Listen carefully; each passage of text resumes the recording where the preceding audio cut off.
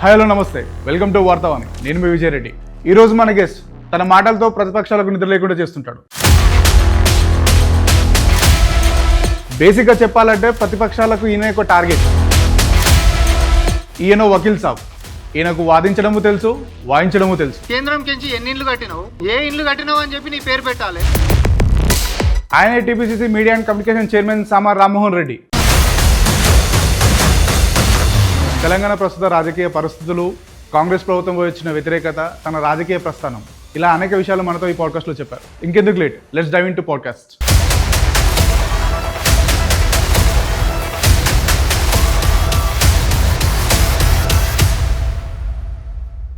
ఆయన చాలా రోజుల నుండి ట్రై చేస్తున్నా యాక్చువల్లీ మీతో పాడ్కాస్ట్ చేద్దామని. అట్ లాస్ట్ ఈరోజు మనకు కుదిరింది. సో ఫస్ట్ మీ పర్సనల్ దాంతో డిస్కస్ చేద్దామన్న షో అనేది. సో సామా రామ్మోహన్ రెడ్డి పాలిటిక్స్కి ఎందుకు రావాలనుకున్నారు? ఈ పాలిటిక్స్కి ఎందుకనంటే ముందు నుంచి కూడా హిస్టరీని చదివినప్పుడు అప్పుడు వాళ్ళ త్యాగం కానీ లేకపోతే వాళ్ళ డెడికేషన్ కానీ దేశం కోసం ఒక్కొక్కరు పడ్డటువంటి కష్టం కానీ బాగా చదువుకున్నటువంటి వ్యక్తులు అందరూ.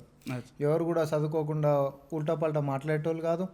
బాగా చదువుకొని వాళ్ళకి నిజం చెప్పాలంటే అప్పుడు ఉంటున్నటువంటి వ్యవస్థలలో బాగా సంపాదించుకునే అవకాశం ఉన్నప్పటికీ కూడా లేదు, దేశం బాగుండాలి, స్వాతంత్రం రావాలి, తర్వాత ఈ దేశం ఇంకో దేశాలతో పోటీ మీద ఉండాలి అనేటటువంటి ఆ పేట్రియాటిజం ఏదైతే ఉండనో అది ఒకప్పుడు వాళ్ళని నడిపించినటువంటి ఆ ఇన్స్పిరేషనల్ స్టోరీస్ అవి నన్ను బాగా ఇన్ఫ్లుయెన్స్ చేసినాయి. ఓకే, అరే ఈరోజు కూడా సొసైటీలో బీయింగ్ అన్ యంగ్స్టర్ చాలామంది ఉంటున్నటువంటి ట్రెండ్ ఎట్లా నడుస్తూ ఉంది అని అంటే చదువుకున్న వాళ్ళు మొత్తం కూడా వేరే కంట్రీస్కి వెళ్ళిపోవడము, లేకపోతే చదువుకున్న వాళ్ళు అందరూ కూడా నేను ఒక పెద్ద విల్లా కొనుక్కోవాలి, లేకపోతే నేను కూడా ఒక పెద్ద మెర్క్ కొనుక్కోవాలి, లేకపోతే నేను మేబ్యాక్కి వెళ్ళిపోవాలి.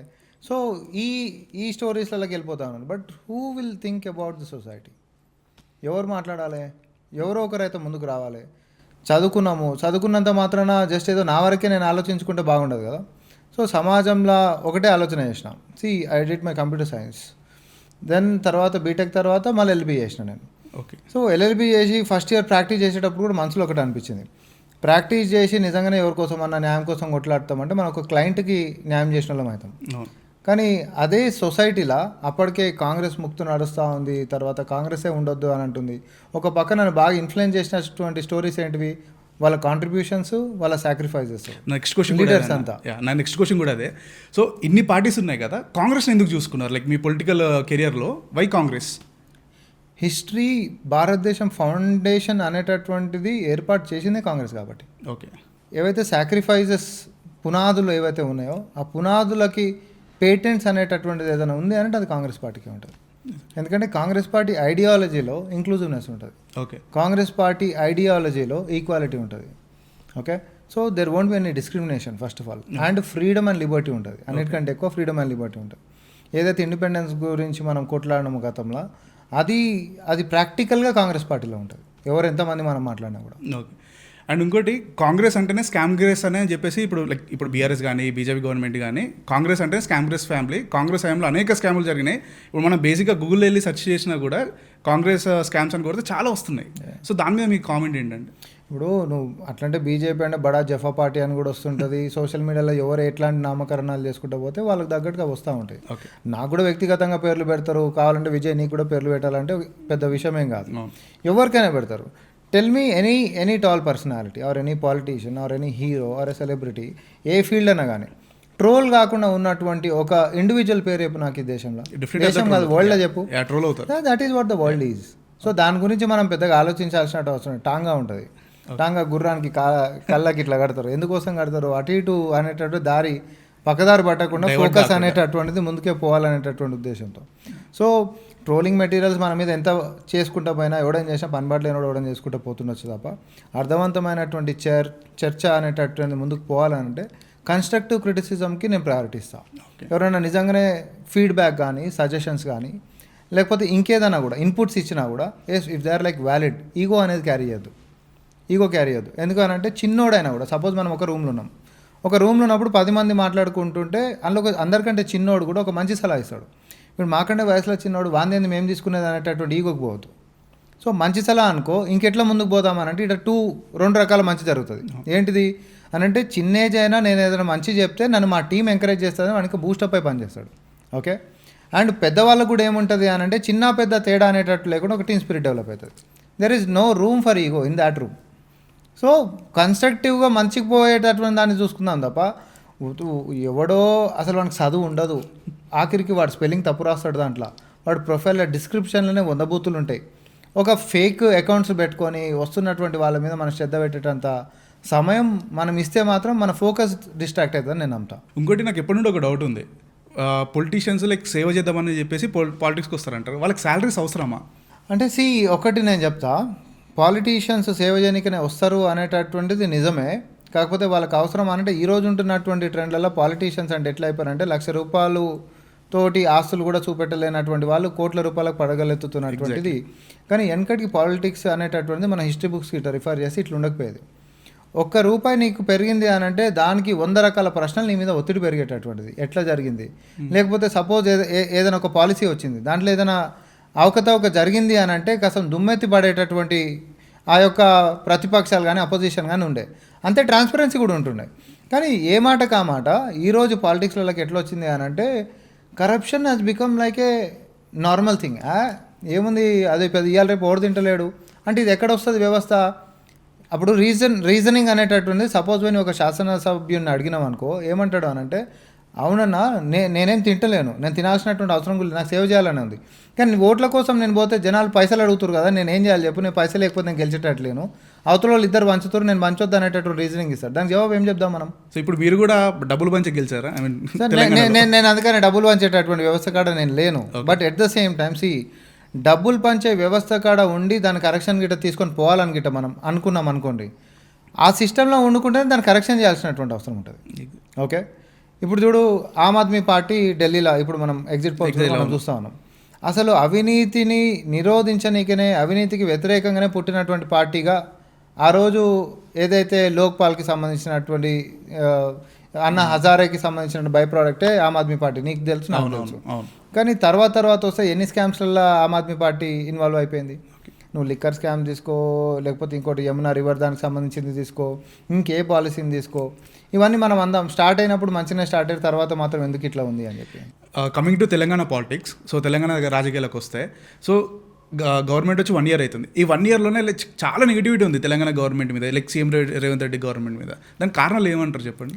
అంటే పర్సెప్షన్ బిల్డింగ్ అనేటటువంటి దాంట్లో బీఆర్ఎస్ సోషల్ మీడియా అనేటటువంటి ఏం చేస్తుందనంటే అబద్ధాలని పదే ఉటంకించిపిస్తూ జనాలకు పుష్ చేస్తూ ఉంది. Because of their massive social media network. ఏ విషయానికి ఆ విషయం మనం ఒప్పుకోవాలి. కానీ వాళ్ళు తీసుకుంటున్నటువంటి విషయము అబద్ధమని వాళ్ళకి తెలుసు. వాళ్ళ చర్చలలో కూడా ఇది అబద్ధం, కానీ ఇది పుష్ చేయాలనేటటువంటి టాప్ నేతలే చెప్తున్నారు అనేటటువంటి సంగతి మనకు తెలుసు. అబద్ధం అని తెలిసి జనాలకు పుష్ చేస్తున్నారు అంటే వాళ్ళు మోసపూరితమైనటువంటి విధానం ఇంకేం మార్చుకోలే. అధికారంలో ఉన్నప్పుడు కూడా అదే పని చేశారు. అబద్ధాలు కలర్ సినిమాలే చూపించారు. తర్వాత ఇప్పుడు ప్రతిపక్షంలోకి వచ్చినా అదే చూపిస్తారు. బట్టగాల్చి నిజాయితీగా పనిచేస్తున్నటువంటి ప్రభుత్వం మీద నువ్వు వేసినంత మాత్రాన గ్రౌండ్ రియాలిటీ అయితే మారిపోదు కదా విజయ్. గ్రౌండ్ రియాలిటీ మారుతుందా? మారదు. సో బేసిక్గా బీఆర్ఎస్ సోషల్ మీడియాకి కాంగ్రెస్ భయపడుతుంది, అందుకే 100 కోట్లు ఖర్చు చేసి సోషల్ మీడియాని ఎంకరేజ్ చేసుకుంటే కాంగ్రెస్ సోషల్ మీడియా బిల్డ్ చేస్తుంది అని చెప్పేసి ఒక టాక్ ఉంది. సో దాన్ని ఏమంటారు? అంటే నేను ఒకటి చెప్తా, ఎన్నికల కంటే ముందు కూడా BRS party social media were far advanced మాకంటే. ఓకే, మాకంటే చాలా అడ్వాన్స్గా ఉండే. వాళ్ళు సినీ తారల కోట్ల రూపాయలు ఇచ్చుకుంటా పాటలు పెట్టిపించారు, డాన్సులు చేయించారు, తర్వాత ఏమంటారు దేక్లేంగ లాంటి పాటలు పాడిపించారు, డ్యాన్సులు చేసిర్రు. తర్వాత అప్పుడు ఎట్లుండే తెలంగాణ, ఇప్పుడు ఎట్లయింది తెలంగాణ అని ఒక రిథమిక్ క్యాంపెయిన్స్ రన్ చేయించారు.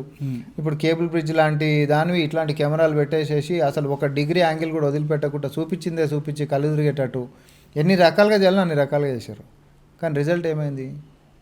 గ్రౌండ్లో కింద స్థాయిలో ప్రజలకి ఆ ప్రభుత్వం చెప్తున్నటువంటి మాటలకి క్షేత్రంలో ఉంటున్నటువంటి విషయాలకి బేరీజు చేసుకోవాలి. ప్రజల్లో ఏమైపోతాయంటే గత ప్రభుత్వంలో జరిగినటువంటి సంక్షేమాలైనా, అభివృద్ధి అయినా, పారదర్శకత అయినా, ఏ అంశాలైనా, లేకపోతే ఈ ప్రభుత్వంలోకి వచ్చిన తర్వాత జరిగేటటువంటి తీసుకుంటున్నటువంటి విధానాలైనా బేరీజ్ వేసుకుంటారు విజయ్. ఓకే, ఈ బేరీజ్ వేసుకున్నటువంటి దాంట్లో ప్రజాపాలన బాగుందా, రేవంత్ రెడ్డి గారు నడిపించేటటువంటిది, లేకపోతే కేసీఆర్ కేటీఆర్ చెప్పినటువంటి బోగస్ పరిపాలన బాగుందా అని అంటే ప్రజలే చెప్తారు. నేను ఉదాహరణనే చెప్తా, చిన్న ఉదాహరణ కూడా నేను చెప్తా. మాదక ద్రవ్యాలే తీసుకో. ఓకే, మాదక ద్రవ్యాలు తీసుకుంటే సపోజ్ మాదక ద్రవ్యాలకు సంబంధించి నేతలు గిట్ట ఏం కాదులే అనేటటువంటి కరప్షన్కి గిట్ట పాల్పడాలని తలుచుకున్నారు అనుకో, తలకాయ ఒకసారి ఇట్లా అంటే వాళ్ళు ₹1,000 కోట్ల వచ్చి పడతాయి. కానీ ఎట్ కాస్ట్ ఆఫ్ వాట్? పిల్లల ప్రాణాలు పోతాయి, మన భవిష్యత్తు పోతుంది. నెక్స్ట్ జనరేషన్ అనేటటువంటిది రూయిన్ అవుతుంది. ఏదైతే బీఆర్ఎస్ పార్టీ చేసిందో ముడుపుల కాశపడ్డరా లేకపోతే ఇంకోటి ఉండను పాన్ డబ్బాలలో కూడా గంజాయి దొరికింది అనేటటువంటిది నీకు తెలుసు, నాకు తెలుసు, అందరికి తెలుసు. కానీ ఈరోజు ఉంది ఆ వ్యవస్థ. రూపాయి కాదు కదా, ముచ్చటే లేదు. ఎవరైనా కూడా తెలంగాణలో పిల్లలు బతుకుండాలి, పిల్లలు బాగుండాలి, ప్రతి ఒక్కడి జీవితంలో కూడా మట్టి కొట్టొద్దు. ఆ విధానం కోసమే నేను ఇక్కడ ముఖ్యమంత్రిని అయినా అని చెప్పి సంకల్పించుకొని ఆయన కూర్చున్నాడబ్బా. మరి అట్లాంటి దానికి ప్రోత్సాహం చేద్దామా, లేకపోతే బీఆర్ఎస్ వాడు చెప్పిండు కాబట్టి ఇదే నిజం, ఈ పరిపాలన బాగాలేదని చెప్పందామా? ఉదాహరణ చెప్పిన నేను అంతే. ఇప్పుడు మీరు పిల్లలు బాగుండాలన్నారు కదా, లైక్ ఒక 1 month నుండి చూసుకుంటే న్యూస్లలో గురుకులాల స్కూళ్ళలో ఫుడ్ పాయిజన్ అయ్యి పిల్లలు లైక్ అకస్మాత్ చనిపోయిన వాళ్ళు ఉన్నారు, కొందరు లైక్ సిక్నెస్ చాలా సిక్ అయిన వాళ్ళు ఉన్నారు. సో దాని మీద ఎలాంటి చర్యలు తీసుకుంటున్నారు? బేసిక్గా రేవంత్ రెడ్డి అయితే ఒక క్యాబినెట్ మీటింగ్ పెట్టేసి మేము దానికి స్పెషల్ ఫండ్స్ రిలీజ్ చేస్తున్నాము అదే అని చెప్పారు. స్టిల్ నో ఇప్పుడు గ్రౌండ్ లెవెల్లో నేను రీసెంట్గా వెళ్ళి నేను చూసింది అక్కడ ఇప్పటికీ వాళ్ళు క్వాలిటీ ఆఫ్ రైస్ రావట్లేదు అని చెప్పేసి కొన్ని కంప్లైంట్స్ ఉన్నాయి. సో దాని మీద మీరేమంటారు? విజయ్, ఒకటి గత పరిపాలనకి ఈ పరిపాలనకి బేరీజ్ వేయాలని ఇందాక కూడా నేను చెప్పిన. ఎలక్షన్స్ కంటే జస్ట్ బిఫోర్ ఒక 9 months గిట్ట మనం తీసుకుంటే సుమారు 2000 పైచలకు కేసెస్ అయిన ఉండే. ఈరోజు 14 months గిట్ట మనం గిట్ట తీసుకుంటే వాళ్ళ లెక్కల ప్రకారం కూడా 380 370 కేసెస్ అయినాయి అనేటట్టు వాళ్ళు చెప్పారు. సో డ్రాస్టిక్గా కిందకు పడినటువంటిది. ఎందుకోసం పడ్డది? పెరిగితే నువ్వు దీని కంప్లైంట్ లెక్క. తగ్గుతుంది అని అంటే ఏడాదిని అంత తగ్గించగలిగినామంటే రానున్నటువంటి కాలంలో మొత్తమే ఉండొద్దు అనే దాని మీద సీఎం గారు హైయెస్ట్ రివ్యూలు తీసుకొని టాస్క్ ఫోర్స్ కమిటీ అంటుంది, టాస్క్ ఫోర్స్ కమిటీ ఏర్పాటు చేసిండు. అంతేకాదు అక్కడ కిచెన్కి సంబంధించి ఒక ఇన్ఛార్జ్ని పెట్టిండు. దేనికోసం పెట్టిండు? అసలు మనం పెడుతున్నటువంటి అన్నంలా ఈరోజు కలుషితం అనేటటువంటి ఆస్పెక్ట్ ఏడికించి ఉంటుంది. ఎవరైతే ఇన్ఛార్జ్ ఉంటాడో ఆ ఇన్ఛార్జ్ పిల్లలతో పాటే తినాలనేటటువంటి నియమం కూడా పెట్టిండు. సో ఇది చిత్తశుద్ధితోటి నేనేమంటున్నా, గత 10 సంవత్సరాలల్లో ఇదే కలుషిత ఆహారం తింటున్నటువంటి గురుకులాల పిల్లల మీద ఒక రివ్యూ పెట్టినటువంటి చరిత్ర ఒకటి చూపెట్టు నాకు ఉందా ఎప్పుడన్నా? లేదు. కానీ మనం వచ్చిన తర్వాత తగ్గుదలతో పాటు తగ్గుతున్నటువంటి దాంతోపాటు ముఖ్యమంత్రి గారి చిత్తశుద్ధి కూడా మనకు అక్కడ కనిపిస్తుంది అని అంటున్నాను. ఎందుకంటే మండల్ లెవెల్లో కూడా ఆఫీసర్లు దానికి ఇన్ఛార్జ్లు ఉన్నారు. ఎక్కడ ఏదైతే అధికారుల మీద కూడా చర్యలు తీసుకొని సస్పెండ్ చేసినటువంటిది ప్రజాపాలన వచ్చినాక జరిగింది. గతంలో ఎప్పుడన్నా ఉందా? అలా ఇంటికాడ కుక్క చచ్చిపోతే అధికారులని సస్పెండ్ చేసిరేమో తప్ప పిల్లలు చచ్చిపోతే. నేను ఉదాహరణ చెప్తున్నాను. ఆసిఫాబాద్లో 15 రోజుల వ్యవధిలో 4 పిల్లలు చచ్చిపోయినాడు వాళ్ళు ఉన్నప్పుడు. ప్రతిపక్షం నుండి మేము కొట్లాడినాం అప్పుడు. కనీసం ఒకడు పోయి పలకరించిన పాపాన పోలే, ఒకడు పోయి కనీసం పిల్లలకు అస్వస్థత ఉంది అంటే ఆ గ్రామాల హాస్పిటల్లోకించి కనీసం పెద్ద దవాఖానాలకి హైదరాబాద్ తీసుకొచ్చినటువంటి పాపన కూడా పోలే. అట్లాంటి నెగ్లిజెన్స్ నుంచి ఈరోజు పిల్లల్ని కాపాడుకోవాలనేటటువంటి చిత్తశుద్ధితో మా పాలనకు వంకలు పెట్టేటటువంటి మొఖాలు మీకు ఉన్నాయా అంటున్నా నేను. సో దయచేసి ఈ కంపారిజన్స్ అనేటటువంటిది గత పాలనకి ఈ పాలనకి బేరీజ్ వేసుకుందాం. నేను సిద్ధం అంటున్నా దేనికైనా. సో బేసిక్గా మీరు కంపేర్ చేద్దాము, ప్రజలను అడిగితే చెప్తారన్నారు కదా. మొన్న లాస్ట్ వీక్ అనుకుంటా Twitter handle official Telangana Congress పేజ్లో ఫామ్ హౌస్ పాలన మంచిగా ఉందా, ప్రజాపాలన బాగుందా అంటే మెజారిటీ ఓట్స్ అన్ని ఫామ్ హౌస్ పాలనే బాగుందని ఉంది. సో అది కాంగ్రెస్ పార్టీలో చిచ్చు పెట్టిందన్న ఒక టాక్ కూడా ఉంది. అంటే అదే మీకు ఒక రివ్యూ ఈ ఏడాది పాలన మీద ప్రజలు ఇచ్చే తీర్పు అన్నట్టు బీఆర్ఎస్ దాన్ని తెగ ప్రచారం చేస్తుంది. అటు బీఆర్ఎస్ అయితేంది, బీజేపీ అయితేంది, 2 పార్టీలు కూడా. సో విజయ్, నీకు తెలుసు నాకు తెలుసు ఒక ఆన్లైన్ పోల్ అనేటటువంటి దాంట్లో ఎట్లా ఇన్ఫ్లుయెన్స్ చేసుకోవచ్చు. ఆ మాట అనగానే నేను ఇమీడియట్గా ఇంకో క్వశ్చన్ వేస్తాను, మరి మీరే ఇన్ఫ్లుయెన్స్ చేసుకోవచ్చు కదా అట్లాంటి డిజాస్టర్ ఎట్లా జరిగిందని. As a media and communications chairman, social media chairman కాదు నేను. ఇది పెద్ద కన్ఫ్యూజన్ ఉంది సొసైటీలో. చాలా మంది నన్ను సోషల్ మీడియా చైర్మన్ అనుకుంటే నేను సోషల్ మీడియా చైర్మన్ కాదు, నేను మీడియా అండ్ కమ్యూనికేషన్ చైర్మన్ని. ఎందుకంటే బీఆర్ఎస్ వాడు మొత్తం నా మీద డిబేట్లు పెట్టి నన్ను మొత్తం ఎంత ట్రోల్ చేయాలో అంత ట్రోల్ చేస్తున్నాడు. సో ఆమె media and communication chairman. So social media వాళ్ళు తీసుకున్నటువంటి నిర్ణయం అనేటటువంటిది అది మీడియా అండ్ కమ్యూనికేషన్స్ టీంలో మాత్రం ఆ కమ్యూనికేషన్ కూడా లేకుండే. అండ్ మోర్ ఓవర్ నీ పాడ్కాస్ట్లో నేను చెప్తున్నా, రివీల్ చేస్తున్నా, అదే రోజు మార్నింగ్ కూడా నేను మాట్లాడినా వాట్ ఈస్ దిస్, అసలు ఏం జరుగుతుంది అని అంటే they said that they have some ఏమంటారు స్ట్రాటజీ బిహైండ్ ఇట్. నాకు అర్థం కాలేదు. తర్వాత ప్రెస్ మీట్ పెట్టి చెప్పారు వాళ్ళు. ఆ స్ట్రాటజీ ఏంటండి? అదే ప్రెస్ మీట్ పెట్టి చెప్పిండు, నాకు అర్థం కాలేదు. ఓకే. సో బేసిక్గా ఎన్నికల సమయంలో కాంగ్రెస్ ఇచ్చిన హామీలు అమలు చేసిందా అండి? 100% అమలు చేసిందా? స్వతంత్ర భారతదేశంలో ఏ పొలిటికల్ పార్టీ అయినా కూడా మేనిఫెస్టోలలో పెట్టినటువంటి హామీలు 100కి 100 అమలు చేసే ప్రయత్నం చేస్తారు. కానీ ఎంత దాకా వస్తారు? 100కి 100 మార్కులు తెచ్చుకోవాలని నువ్వు కూడా చదువుతావు. 100కి 100 వస్తాయా? రావు కదా. సేమ్ అట్లనే మేనిఫెస్టోలలో పెట్టేటటువంటి 100 హామీలు గిట్ట మనం పెడితే 100కి 100 పూర్తి చేయాలనేటటువంటి దాంతో అందరు పనిచేస్తారు. అంటే బీఆర్ఎస్ లాంటిది బీజేపీ లాంటి పార్టీలు కాదు నేను చెప్పేది, కాంగ్రెస్ పార్టీ ఎప్పుడైనా కూడా. సో ఎన్ని వీలైతే అన్ని మేము చేసుకుంటూ వస్తాం. ఇప్పుడు చూడు, మేము అధికారంలోకి ప్రమాణ స్వీకారం రాగానే ఫస్ట్ ఏదైతే ఈ రాష్ట్రంలో ప్రజలు మొత్తం ఇబ్బంది పడేటటువంటిది ఏముండే గడిల పరిపాలన ఉంది, మొత్తం రాచరికం ఉంది, మనకి ఎవరికి స్వేచ్ఛా స్వాతంత్రం లేదనంటే ఇక్కడ గౌరవనీయులు ముఖ్యమంత్రి వర్యులు ప్రమాణ స్వీకారం చేస్తున్నారు రేవంత్ రెడ్డి గారు, ఆడ కంచెలు దిగిపోతున్నాయి. అదొక చూస్తేనే ఎంత అదొక గూస్ బంప్స్ వచ్చిన టైం అది. ఓకే, అది అట్లుంటే ఇమీడియట్గా ఏది ఉచిత రవాణా, మహిళలకు ఉచిత రవాణా అన్నాం. ఎందుకంటే ఎన్నికల కంటే before BJP BRS both wear together, ఇద్దరు కలిసి అసలు ఎట్లా సాధ్యమైపోతుంది? ఆర్టీసీ అనేది ఫెయిల్ అని కేసీఆర్ అన్నాడు. 26-27 మంది ఆర్టీసీ కార్మికులు చచ్చిపోయారు, అప్పుడు సూసైడ్ చేసుకోరు, ఆయన పేరు రాసి చచ్చిపోయారు. అసలు ఎవడు కాపాడుతాడని, బ్రహ్మదేవుడు కూడా కాపాడలేడు అన్నటువంటి ఆర్టీసీని మేము ఉచితం సాధ్యం ఎట్లా కాదో చూపిద్దామని చెప్పేసి మనం రాగానే 48 గంటలల్లో ఉచిత రవాణాని మేము ఇంప్లిమెంట్ చేసినాం. అంతేకాదు ఆరోగ్యశ్రీని 5 లక్షల నుంచి 10 లక్షల దాకా పెంచినాం. అక్కడ మొదలైంది మా జర్నీ. అక్కడ నుంచి మొదలు పెట్టుకుంటే ఈరోజు రైతు భరోసా 12,000 రూపాయలు నిన్నబడ్డాయి 17 లక్షల చిల్లర మంది రైతులకి. ఎకరం లోపే ఎకరం వరకు పడ్డాయి. సో ఫేసెస్ వైజ్ చేస్తున్నాం. నువ్వు ఎందుకనంటే రైతు బంధు నువ్వు ఫస్ట్ ఇనిషియేట్ తీసుకున్నప్పుడు 2019 బిఫోర్ ఎలక్షన్స్ కంటే బిఫోర్ తీసుకున్నప్పుడు 5.5 నెలల పాటు వేసిండు ఆయన. ఫస్ట్ టైం వేసిన రైతు బంధు కూడా ప్రభుత్వము ఒకటేసారి ఇట్లా అకౌంట్ లేక అందరి రాట్లలో పడలే, 5.5 నెలల పాటు పడ్డది రాష్ట్రం మొత్తం రైతులకి. కానీ మేము వచ్చిన తర్వాత మొన్ననేమో ఒకటే దఫా 30 రోజులలో వేసినాం, ఈసారి 40 రోజులలో వేస్తాం. మార్చి 31 కల్లా చేస్తాం, మార్చి కల్లా 31 కల్లా చేద్దామన్నాం.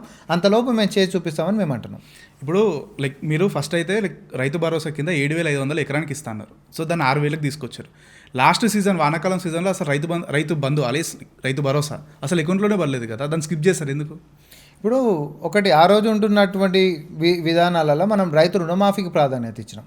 ఎందుకంటే 2 లక్షల వరకు ఉంటున్నటువంటి రుణమాఫీ కావాలన్నా లేకపోతే రైతు భరోసా మీద మనం ఫోకస్ పెడదాం అనేటటువంటి ప్రయారిటీ మనకు వచ్చినప్పుడు రుణమాఫీ పెద్ద భారం. ఎందుకంటే ప్రతి ఒక్కరు అప్లోడ్ వచ్చి అడుగుతున్నటువంటి పరిస్థితి బ్యాంకులలో. ఎందుకంటే అది వస్తే ఇంకింత రుణం మళ్ళీ 2 లక్షల దాకా రుణం పుట్టేటటువంటిది పెద్ద ప్రయారిటీ కదా ఎవరికైనా.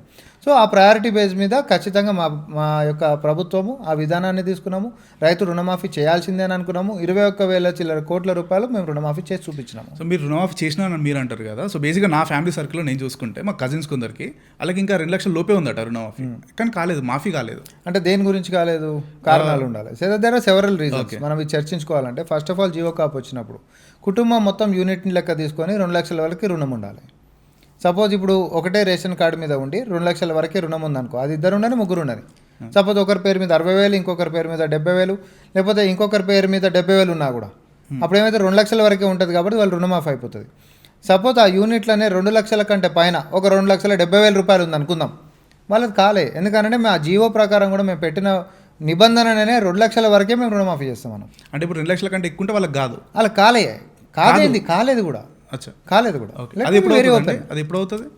2 లక్షల వరకే మేము ప్రమాణం చేస్తాం.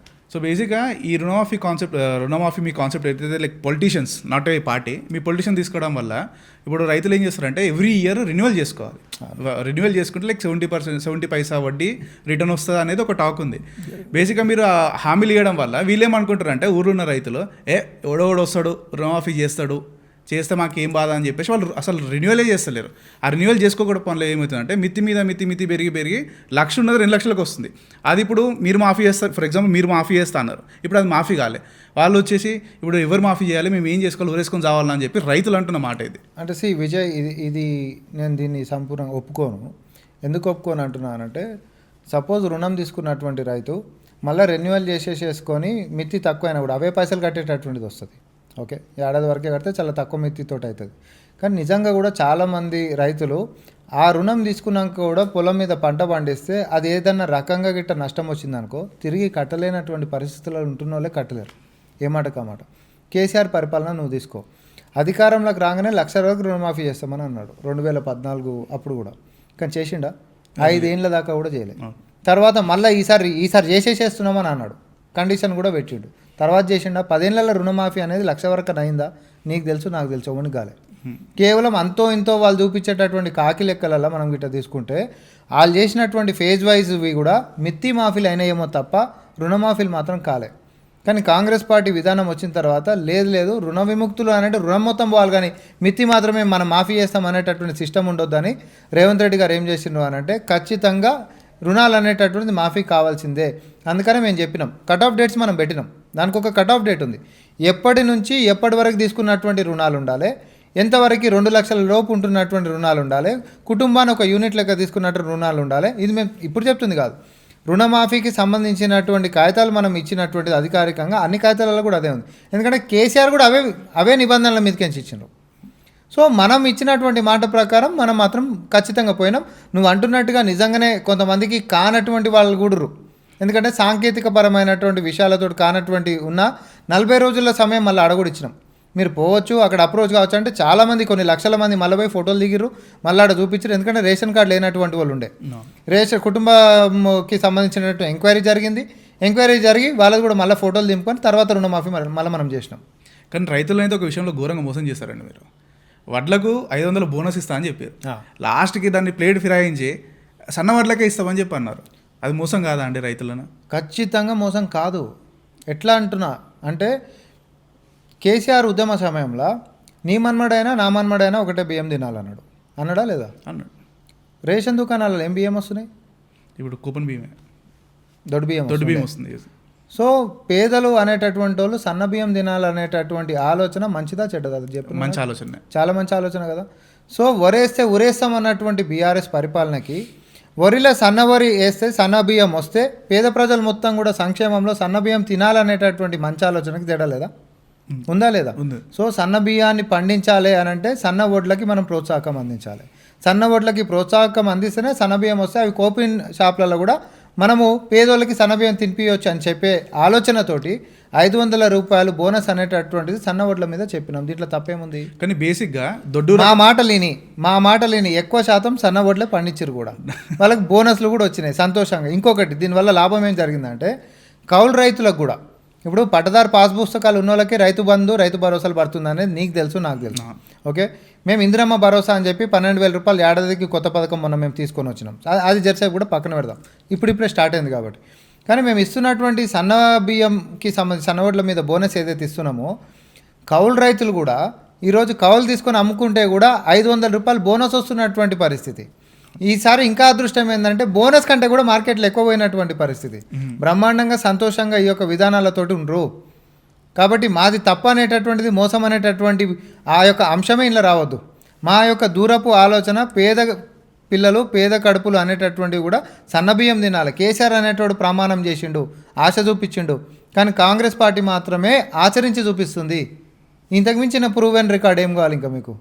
ఇంకోటి కాళేశ్వరం అని కూలేశ్వరం అని అన్నారు. సో కాంగ్రెస్ అనేది, సో అందులో కేసీఆర్ పెద్ద అవినీతి చేసిండు, హరీష్ రావు ఉన్నాడు అనేది. సో వీళ్ళంతా ఎప్పుడు అరెస్ట్ అవుతారండి? దేనికైనా విజయ్, ఇప్పుడు నువ్వు ఉన్నావు, నీ మీద విచారణ జరిగింది అనుకో, నేను చిట్టి రాసి పంపించగానే నేను తీసుకొని లోపల వేసేటటువంటి విధానం ఉంటుంది అనుకుంటున్నాను. అట్లుండదు. చట్టం అనేటటువంటి దాని ఏంటంటే ఇప్పుడు కమిషన్స్ వేసారు అక్కడ. సో విచారణ కమిషన్ జరుగుతూ ఉంది. సో విచారణ జరుగుతూ ఉంది, ఒక్కొక్కటి బయటకు వస్తూ ఉంది. దాని వెనకాల ఉంటున్నటువంటి ఈఎన్సీలైనా లేకపోతే ఇంకోరైనా పొలిటికల్ యాంగిల్లో ఇన్ఫ్లుయెన్స్ చేసిర్రా, ఎందుకు రికార్డ్స్ని తారుమారు చేసిర్రు, ఎందుకు రికార్డ్స్ని దాచిపెట్టిర్రు, అసలు బిల్లులు అనేటటువంటి వాళ్ళు ఇచ్చినటువంటి గ్యారంటీస్ని వాళ్ళు నెరవేర్చకంటే ముంగటనే కాంట్రాక్టర్లకి ఎందుకు మళ్ళా గ్యారంటీస్ వాపస్ చేసిర్రు, ఇలాంటి చాలా అంశాలు వచ్చినాయి. ఇవన్నీ జరిసే పక్కన పెడితే సామాన్య ప్రజానికానికి అర్థం కావాల్సినటువంటి భాష ఏంటిది అని అంటే, కాళేశ్వరం అని చెప్పి సుమారు 1,47,000 కోట్ల రూపాయలు పెట్టి కట్టినటువంటిది ఈరోజు అదే గోదావరిలోకించి సుక్క నీళ్లు తోడతలేదు. ఇది ఎన్నికల కంటే ముంగట బీఆర్ఎస్ హయాంలోనే కూలిపోయిందన్న సంగతి అందరికీ తెలుసు. ఆ రోజటి నుంచి ఈ రోజటి దాకా కూడా సుక్క నీళ్లు తోడలేనటువంటి పరిస్థితి ఉంది. అవునమ్మా, నాసిరకం కేవలం మేడిగడ్డ కాడనే ఉందా అని అంటే, తీరా NDSA national dam safety authority వాళ్ళు కేంద్రం సంస్థ, అది రాష్ట్రంకి సంబంధించినటువంటి కాదు, ఇలా రాజకీయాలకు సంబంధించినటువంటి అంశమే రాదు. మేడిగడ్డ అయినా అన్నారం అయినా సుందిల్ల అయినా ఇవి కూడా అదే క్వాలిటీ అనేటటువంటి అంశంతో ఉండే, ఆడ కూడా బొంగలు ఏర్పడి ఉండే, అవి కూడా అట్లనే ఆపెట్టినట్టు. సో సుక్క నీళ్ళు తోడలేనటువంటి పరిస్థితి ఉన్నప్పుడు ఆడికించి సుక్క నీళ్ళు లేకపోయినా సుక్క నీళ్ళు తోడకపోయినా ఈరోజు వ్యవసాయం మొత్తం పారుతున్నాయా లేదా?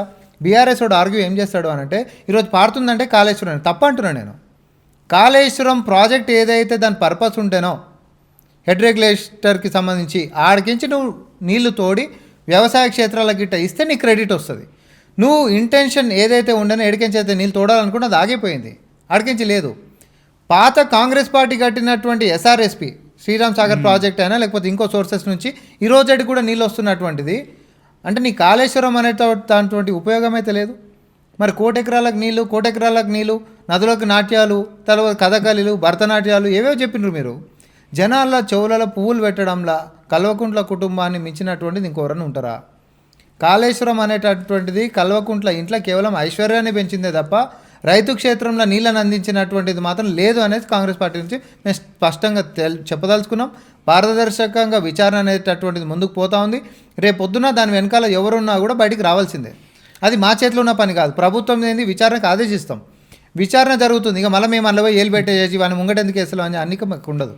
సో బేసిక్గా ఇప్పుడు మన మేడిగడ్డ కుంగిపోయింది కదా, సో కుంగిపోయింది అది కాంగ్రెస్ కుట్ర అని చెప్పేసి కేటీఆర్ బహిరంగ ప్రెస్ మీట్లో పెట్టన్నాడు. అంతకుముందు బాగానే ఉంటే బీజేపీ కాంగ్రెస్ కలిసి మా మీద బురద జల్లేందుకు తీసుకొచ్చాడు అని చెప్పి ఒక డ్రోన్ షాట్ కూడా తీసిరు మొన్న వానాకాలంలో. అసలు చూసిరా గలగల పారుతున్న గోదావరి గంగా అనుకుంటా వీడియో అయితే బయట రిలీజ్ చేసారు. సో అది నిజంగా మీరు కుట్ర చేసిరా అండి అది? ఇప్పుడు బుద్ధి తక్కువ అంటే సమాజంలోనే నేను బుద్ధి నేర్పిస్తాను అన్నాడంట.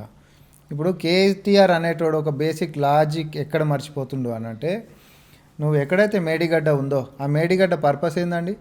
ఆ గేట్లు బంద్ చేస్తే నీళ్ళని ఆడ ఒడిసి పడితే ఆ నీళ్ళని ఒడిసి పట్టినటువంటి దాన్ని నువ్వు మేడిగడ్డ నుంచి అన్నారం నుంచి సుందిల్లా నుంచి ఎల్లంపల్లికి వచ్చి మిగతా మొత్తం కూడా నీళ్లు పారించేటటువంటిది కాళేశ్వరం డిజైను. అసలు ఇక్కడ గేట్లు ఆపి పెడితే నీళ్లు ఆగితే ఇది కూలిపోతుందని ఎన్డీఏసీ చెప్తుంది. అర్థమైందా? నీ పర్పసే ఇక్కడ ఫుల్ఫిల్ కాలేనప్పుడు గలగలా పారుతూ ఉన్న దానికి నువ్వు బ్రిడ్జ్ అసలు మేడిగడ్డ కట్టాల్సినటువంటి అవసరమే ముందు చెప్పిగా. అది ముందు కూడా పారలేదా గలగల? ముందు కూడా గలగలనే పారింది కదా. దానికి ఇంకా కట్టి గలగల పారాల్సినటువంటి డ్రోన్ షాట్లు ఎందుకు? ఇంకా నువ్వు ఇది ఎందుకు కట్టినావు చెప్పు? నీటిని ఒడిసి పట్టుకొని ఆడికించి తోడి మనము వ్యవసాయానికి వాడుకుందాం అనేటటువంటి దాని మీదనే కాళేశ్వరం కాన్సెప్ట్ వచ్చింది. కానీ అట్లాంటిది నువ్వు మేడిగడ్డనే కూలిపోయింది కాబట్టి గేట్లు ఓపెన్ చేసి పెట్టినావు. ఎందుకంటే గేట్లు బంద్ పెడితే ఆ నీళ్ళ తాకిడికి నీళ్ళ ఒత్తిడికి అది కూలిపోతుంది అని చెప్పి ఎన్డీఎస్ఏ చెప్తుంది. నాసిరకం కట్టిరు, కక్కుర్తి పడ్డారు, లక్షల కోట్ల రూపాయలు కుంభకోణం మీద చేసిరు, 1,47,000 కోట్ల రూపాయలు పెట్టి టోటల్ కాళేశ్వరం కడితే నీ హెడ్ రెగ్యులేటరే దొబ్బినప్పుడు అసలు ఇంకా దానికి కాన్సెప్ట్ ఏడా సిగ్గానే ఉండాలి. ఆ మాట మనం మాట్లాడుకోనికే నిజం చెప్తున్నా. వాళ్ళు చేసినటువంటి అవినీతికి మనందరం కూడా భరించాలి. ఎన్ని సంవత్సరాలు తెలుసా విజయ్? 25 సంవత్సరాలు. రానున్నటువంటి 25 సంవత్సరాలు మనం కిస్తులు కడుతూనే ఉండాలి. దాన్ని చూపించి వాళ్ళు చేసినటువంటి అప్పు ఉత్తపుణ్యానిక చిన్న విషయం కాదు కదా. నెలకి మనం 6,000 చిల్లర కోట్లు ఏమో కడుతున్నాం దాని మీద మిత్తిలకే. అది చిన్న విషయం అదేమన్నా? ఎవడ ఆలోచన, ఎక్కడ ఆలోచన? అసలు అట్లాంటిది మీరు చేయాల్సినటువంటి అవసరమే లేకుండే. గ్రావిటీతో వచ్చేటటువంటి పాతది ఏదైతే ఉండేనో ఆ యొక్క డిజైన్లను మార్చేసేసి నీళ్ళని తోడి మరీ నేను తీసుకొని వస్తామనేటటువంటి దాంట్లో కాసులు కనిపించినాయి వాళ్ళకి. కాసుల కోసము ఈరోజు తక్కువ ఖర్చుతో అయిపోయేటటువంటి ప్రాజెక్టుని ఎక్కువ ఖర్చు పెట్టేసేసి ప్రభుత్వము ప్రజల నెత్తి మీద భారం వేస్తే ఈరోజు దాన్ని ఎక్స్పోజే కావద్దు అని చెప్పి మా మీద బట్టగాలు చేస్తా అంటే ఎట్లా? ఖచ్చితంగా ఎక్స్పోజ్ అవుతారు. మీ అయ్యి అవుతాడు, మీరైతారు, అందరూ అవుతారు. సో బేసిక్గా కాంగ్రెస్ వచ్చిన తర్వాతనే కరువు వచ్చింది, కరెంటు కోతలు వచ్చినాయి, రైతులు ఆగమాగం అవుతారు, ఉరితాల్లో అవుతున్నాయి రైతులకు అని చెప్పేసి హరీష్ రావు వీళ్ళందరూ అంటూ ఉన్నారు. సో నిజంగానే నాకు కూడా అనిపించింది ఒకనొక టైంలో కేసీఆర్ హయాంలో 2014 తర్వాత ఏదైతే సీఎం కేసీఆర్ అయిండో తెలంగాణకి, ఆ టైంలో మా ఊర్లో ఏదైతే ఉందో మా గ్రామంలో పొలాలకి పండేటి కావు, చాలామంది వలస దుబాయ్ ఇటు పోయేటోళ్ళు అన్నట్టు. సో కేసీఆర్ వచ్చిన తర్వాత వాస్తవానికి మాకైతే మంచి నీళ్ళు వచ్చినాయి. ఇప్పుడు మా డాడీ ఏదైతే దుబాయ్లో ఉన్నాడో అతను వచ్చి ఇప్పుడు ఊర్లో వచ్చి వ్యవసాయం చేసుకుంటూ ఉన్నాడు. సో ఇప్పుడు మళ్ళీ ఇక్కడికి ఏదైతే ఇప్పుడు ప్రజెంట్ సిచ్యువేషన్కి వస్తే మళ్ళీ నీళ్ళ కోసం ఎదురు చూసుడు అవుతుంది. ఇప్పుడు నీళ్ళ కోసం ఎదురు చూసుడు అవుతుంది అని అంటే కాళేశ్వరంకి వచ్చినాయి ఆగినాయి కాబట్టి వీడికించి అవుతున్నాయి అని అంటున్నాను. అంతే అలానే ఒకటి చెప్తా. అసలు కాళేశ్వరం డిపిఆర్ ఎంత చెప్పు? కాళేశ్వరం డిపిఆర్లో మెన్షన్ చేసిన ఆయకట్టు ఎన్ని ఎకరాలు తెలుసా విజయ్? 18 లక్షలు ఏముంటుంది అంతే. 18 లక్షల ఎకరాలేమో. 1,00,00,000 ఎకరాలకు నీరు పారిస్తున్నాం, 1,00,00,000 ఎకరాలకు నీరు పారిస్తున్నాం అని అంటారు. కొన్ని రోజులు తోవినావు, ఆడికించి నీళ్ళు తోడినందుకు కూడా ప్రతిసారి కూడా తోడినప్పుడల్లా ఏది 1,000 కోట్ల చిల్లరనే ఏమో పవర్ బిల్లు మనకు వచ్చేది. మళ్ళీ ఎస్ఆర్ఎస్పీ నుండి వరదలు రాగానే కూడా పైకించి నీళ్ళు కిందికి వస్తే మళ్ళీ కిందికి గోదాట్లో కలిసిపోయేటటువంటిదే ఎవ్రీ టైం రిపీట్ అవుతుండే. ఈ రోజు అలా పార్టీలో ఉంటున్నటువంటి పొన్నాల లక్ష్మయ్య గారు ఓ రోజు అర్ధరాత్రి 1 గంటలకు ఏమో లైవ్లోకి వచ్చిండు. నా అసలు ఏది ఈ టైంలో వచ్చిండు అని చెప్పి చూస్తే బండ బూతులు తిడుతుండు ఆ రోజు కేసీఆర్ని మా పార్టీలో ఉండే. అప్పుడు దుర్మార్గులారా వాళ్ళ పార్టీలు ఉండి ఇప్పుడు ఆయన చెప్పాలి అసలు ఇటువంటి దుర్మార్గులారా మళ్ళీ 1,000 కోట్లు గంగలో వచ్చారు కదా మీరు. అసలు ఆ రోజు ఆయన లైవ్లోకి వచ్చి తిట్టినటువంటి విషయం నేను చెప్తా ఉన్నా. సో కక్కుర్తి పడి ఈరోజు నేను ఒకటి చెప్తా, వ్యవసాయం చేయనికే నువ్వు బిస్లరీ బాటిళ్లతోటి నీళ్లు కొనుక్కొని వ్యవసాయం చేస్తావా? వర్కౌట్ అవుతుందా? అట్లాంటి ప్రాజెక్టే కాళేశ్వరం చేసాడు. వాస్తవానికి గ్రావిటీ తోటి అయిపోవాల్సినటువంటి ప్రాజెక్టు నువ్వు దాన్ని ప్రాణహిత చేయాలని గతంలో ఉండే నీకు వైఎస్ రాజశేఖర రెడ్డి ఉన్నప్పుడు. మరి అట్లాంటి గ్రావిటీ తోటి ఉత్తర తెలంగాణ నుంచి మొదలు పెట్టుకుంటే దక్షిణ తెలంగాణ దాకా కూడా గ్రావిటీ తోటి తక్కువ ఖర్చుతోటి నీళ్లు ఎక్కువ ఎకరాలకు వచ్చేటటువంటి విధానాన్ని మార్చేసి ఇటు తోక కట్ చేసినాం అటు తలకాయ కట్ చేసేసేసి రీడిజైన్ల పేరుతోటి మేడిగడ్డ కడిపోయినండి.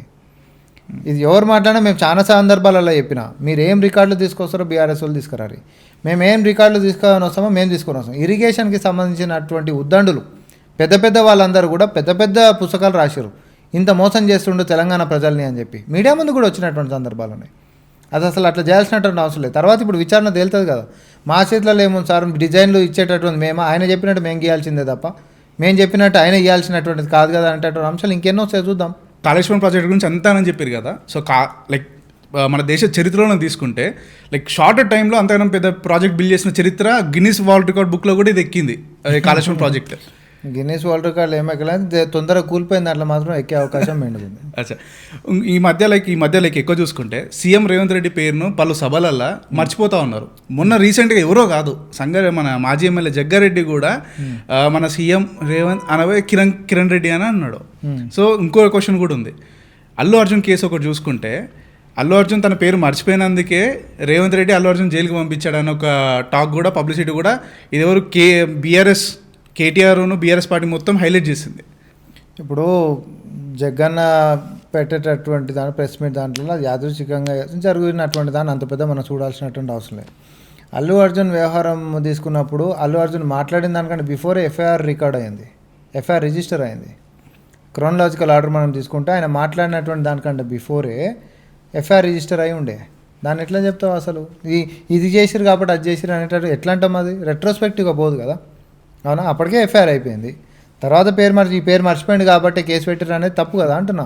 ముందుంది కేసు, అందుకంటే ముందే అయినటువంటి కేసు, అది తొక్కిసలాడు ఎప్పుడైంది ముందే, మరి అదే రోజు అయింది. అసలు ఇంకొకడు దానికంటే బిఫోర్ కూడా పర్మిషన్ లేదు, పోలీసు వాళ్ళు ఇన్ రిటర్న్ పర్మిషన్స్ లేదు రావద్దని చెప్పినాక కూడా వచ్చిండు అనేటటువంటి దానికి కేసు రిజిస్టర్ అయి ఉందాడ.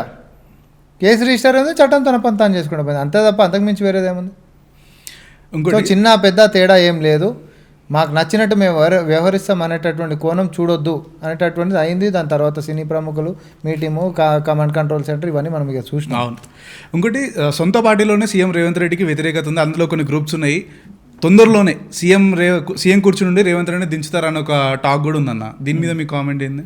ఇప్పుడు బాబామరుదుల మధ్యలో అనేటటువంటిది లేదా సొంత కుటుంబంలో?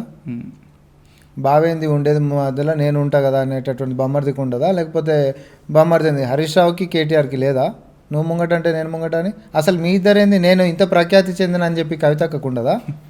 వాళ్ళకు ఉండదా? ఒకటే కుటుంబంలో వాళ్ళందరూ కూడా రక్తం పంచుకొని పుట్టినటువంటి కుటుంబం వాళ్ళంతా, వాళ్ళకి అంత కాంపిటీషన్ ఉండి నువ్వు ముందా నేను ముందా అనేటట్టు ఉన్నప్పుడు సర్వసాధారణం కాంగ్రెస్ పార్టీలో ఎవరికి అవకాశం వస్తుందో మాకు కూడా అవకాశం వస్తే బాగుంటుందేమో అనేటటువంటి హ్యూమన్ మెంటాలిటీ అనేటువంటి దాన్ని తప్పెట్లా తీసుకుంటాం, తప్పేం లేదు. మన రాజకీయాలలో ఉన్నాము, మనమేమన్నా దీంట్లో ఉన్నామా ఏంటి, వేరే దాంట్లో గిట్టున్నామైంది, మనం రాజకీయాలలో ఉన్నాం. ఎవరు ఆపర్చునిటీ గురించి వాళ్ళు చూస్తూనే ఉంటారు. ఎప్పుడైనా ఎలక్షన్స్ టైంలో బీఆర్ఎస్ పార్టీ నేతలు నచ్చగానే కాంగ్రెస్ పార్టీకి అధికారం ఇచ్చారు. అలాంటి కాంగ్రెస్ పార్టీ ఇప్పుడు మళ్ళీ బీఆర్ఎస్ నుండి నేతలు వచ్చేటోళ్ళందరినీ జాయిన్ చేసుకుంటుంది. సో అది ఎంతవరకు కరెక్ట్ అండి? పాత స్టోరీ ఏం జాయిన్ చేసుకుంటలేము కదా, ఆగిపోయింది, ఆపేసుకున్నాం, అయిపోయింది. అది ఎవరిని జాయిన్ చేసుకుంటలేము మేము ఇంకోటి కూడా చెప్పినాం, మా దాంట్లోకి వచ్చినా కూడా స్పెషల్ ట్రీట్మెంట్లు ఉండవు, మా దాంట్లోకి వచ్చినా కూడా మంత్రి పదవులు ఉండవు, మా దాంట్లోకి వచ్చినా కూడా ఇంకేదో ఎక్స్పెక్ట్ చేసి రావద్దు అనేటటువంటి చెప్పినాం. ఇంతకుమించి ఏం చెప్తాం? ఇప్పుడు వాళ్ళ లెక్క తీసుకొని మంత్రులు ఇచ్చినామా? గతంలో కాంగ్రెస్లోకి ఏం తీసుకొని మంత్రులు ఇచ్చినటువంటిది బీఆర్ఎస్ వాళ్ళకు ఉండే, మాకు లేదు అట్లా. మేము క్లియర్గా చెప్పినాం, మా పాలన నచ్చి మీరు వచ్చి ఉంటామనంటే ఉండొచ్చు, ఎందుకంటే పనులు అనేటటువంటిది ఎవరికైనా పనులు చేస్తాం మేము. మళ్ళీ ఆడ కూడా కేవలం మా పార్టీ ఎమ్మెల్యే కాబట్టి మేము ఇక్కడ పని చేస్తాం, మీతోలకైతే మేము పని చేయం లాంటి కేసీఆర్ విధానాన్ని మేము అవలంబించలే. ముఖ్యమంత్రి రేవంత్ రెడ్డి గారు ప్రజల పాలన అన్నాడే తప్ప ఎమ్మెల్యే ద్వారా మాత్రమే పాలన అని కూడా అనలేదు. సో క్షేత్రస్థాయిలో ఈరోజు ఉంటున్నటువంటి అందరికీ కూడా, దబ్బన్న వర్గాలకు కూడా, నిజంగా ఆర్థికంగా వెనుకబడినటువంటి వర్గాలకి నేను మేలు చేయాలి, నేను ముఖ్యమంత్రి లెక్క అయినా అన్నా అంటే నన్ను గుర్తుపెట్టుకునేటట్టు నా యొక్క పరిపాలన ఉండాలని చెప్పి చేస్తూ ఉన్నాడు. సరే, కుట్రలు, కుతంత్రాలు, కాళ్ళల కట్టెలు, తర్వాత ఇంకేమైనా ఉంటే రాజకీయాలలో ప్రతిపక్షాలు అనేటటువంటి చేస్తూనే ఉంటాయి. అన్నింటినీ చీల్చుకుంటూ పోవడం ఆయనకు పెద్ద కొత్త ఏం కాదు. స్టార్టింగ్లో హైడ్రాన్ ఒక దాన్ని తీసుకొచ్చారన్న. సో హైడ్రాన్ తీసుకొచ్చి హల్చల్ చేశారు, అసలు మామూలు కాదు హడావిడి అది. సో ఇప్పుడు ఎందుకు హైడ్రా సైలెంట్ అయిపోయింది? అండ్ ఇంకోటి ఇప్పుడు తీసుకున్నా కూడా హైడ్రా వల్ల పేదల ఇళ్ళే కూలిపోయినాయి, పెద్దల ఇల్లు కూలిపోతలేదు అన్న ఒకటి ఇది కూడా వచ్చింది. ఇంకోటి social media like pages, party pages కానీ నార్మల్ సోషల్ మీడియాలో తీసుకుంటే అక్కడ ఉన్న వాళ్ళందరూ ఏడుస్తారు. అసలు రేవంత్ రెడ్డిని ఎందుకు ఎన్నుకున్నాం రా నాయన, మా ఇల్లుని తీసుకొచ్చి, మా గుడిసెలు ఉన్న ఇల్లుని తీసుకొచ్చి రోడ్ల మీద పడేసిండు, అనవసరంగా ఎన్నుకున్నాము అని చెప్పేసి ఇది కూడా ఉందన్న.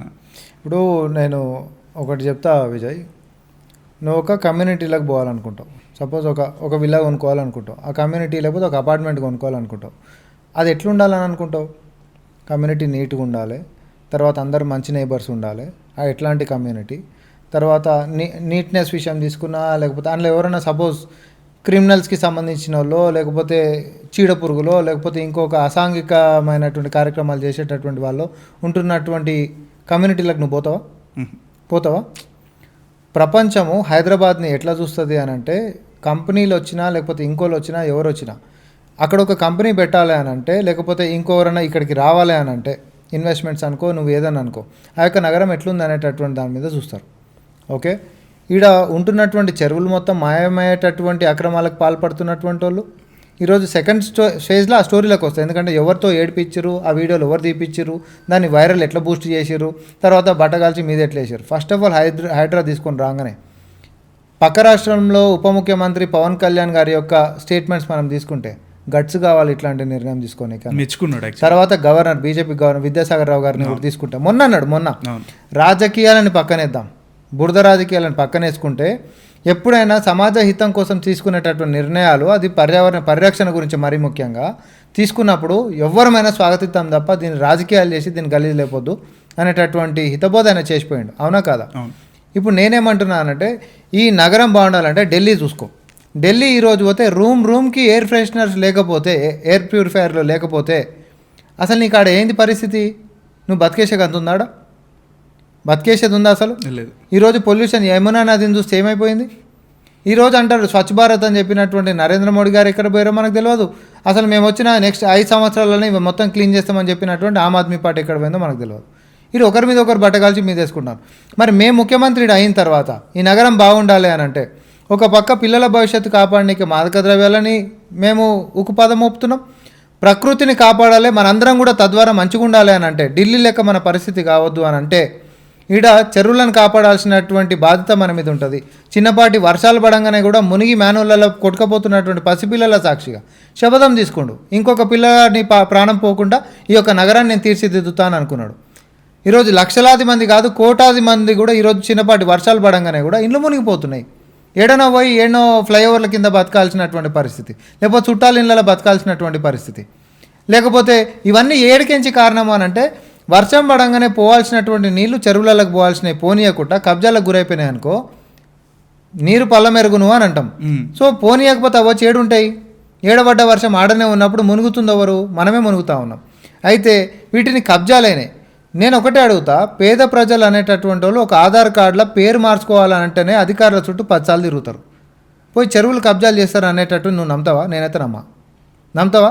ఒక సామాన్య కుటుంబం పోయి చెరువుని కబ్జా చేసేసి ఆడ 1 ఎకరం మందం ట్యాంకర్లు పెట్టుకొని దందలు చేస్తారంటే నువ్వు నమ్ముతావా?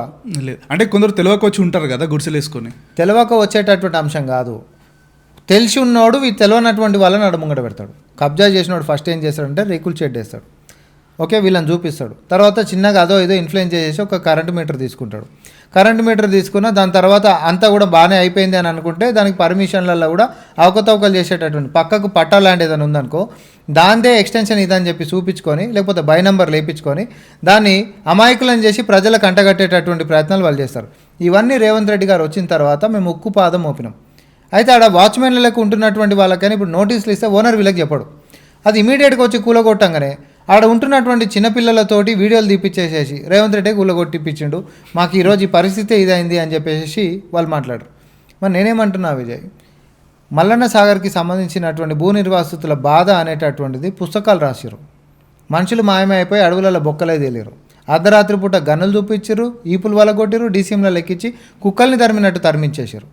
అట్లాంటప్పుడు వారి యొక్క దాన్ని ఇంకా ఆడ పట్టా భూములు, తాత ముత్తాతల సంది వచ్చినటువంటి ఆస్తి, కష్టార్జితము, బోర్లు, పొలాలు, ఆవులు, బర్రెలు, ఏవన్నా మొత్తం వ్యవస్థనే నిన్ను ఆడికించి లేపి నిన్ను చిదిమేసేసి పక్కకు పంపించేశారు. ఈరోజు భూ నిర్వాసితులకి కనీసం ఇప్పుడు ఏడైతే ఉంటారో ఆడ శ్మశాన వాటికలు లేనటువంటి పరిస్థితి. అట్లాంటి పరిపాలన వాళ్ళది ఉండే. కబ్జాలని నియంత్రించి, సొంత భూమి కాదు ఇది. ఇప్పుడు నువ్వున్నావు, నేనున్నాబా, ఇప్పుడు ఇంకోని చూసి ఇంకోటి పోయి కబ్జా చేస్తాడు కదా. అవును. ఎవరివి చెరువులో నువ్వు చెప్పు, నీయా నాయా?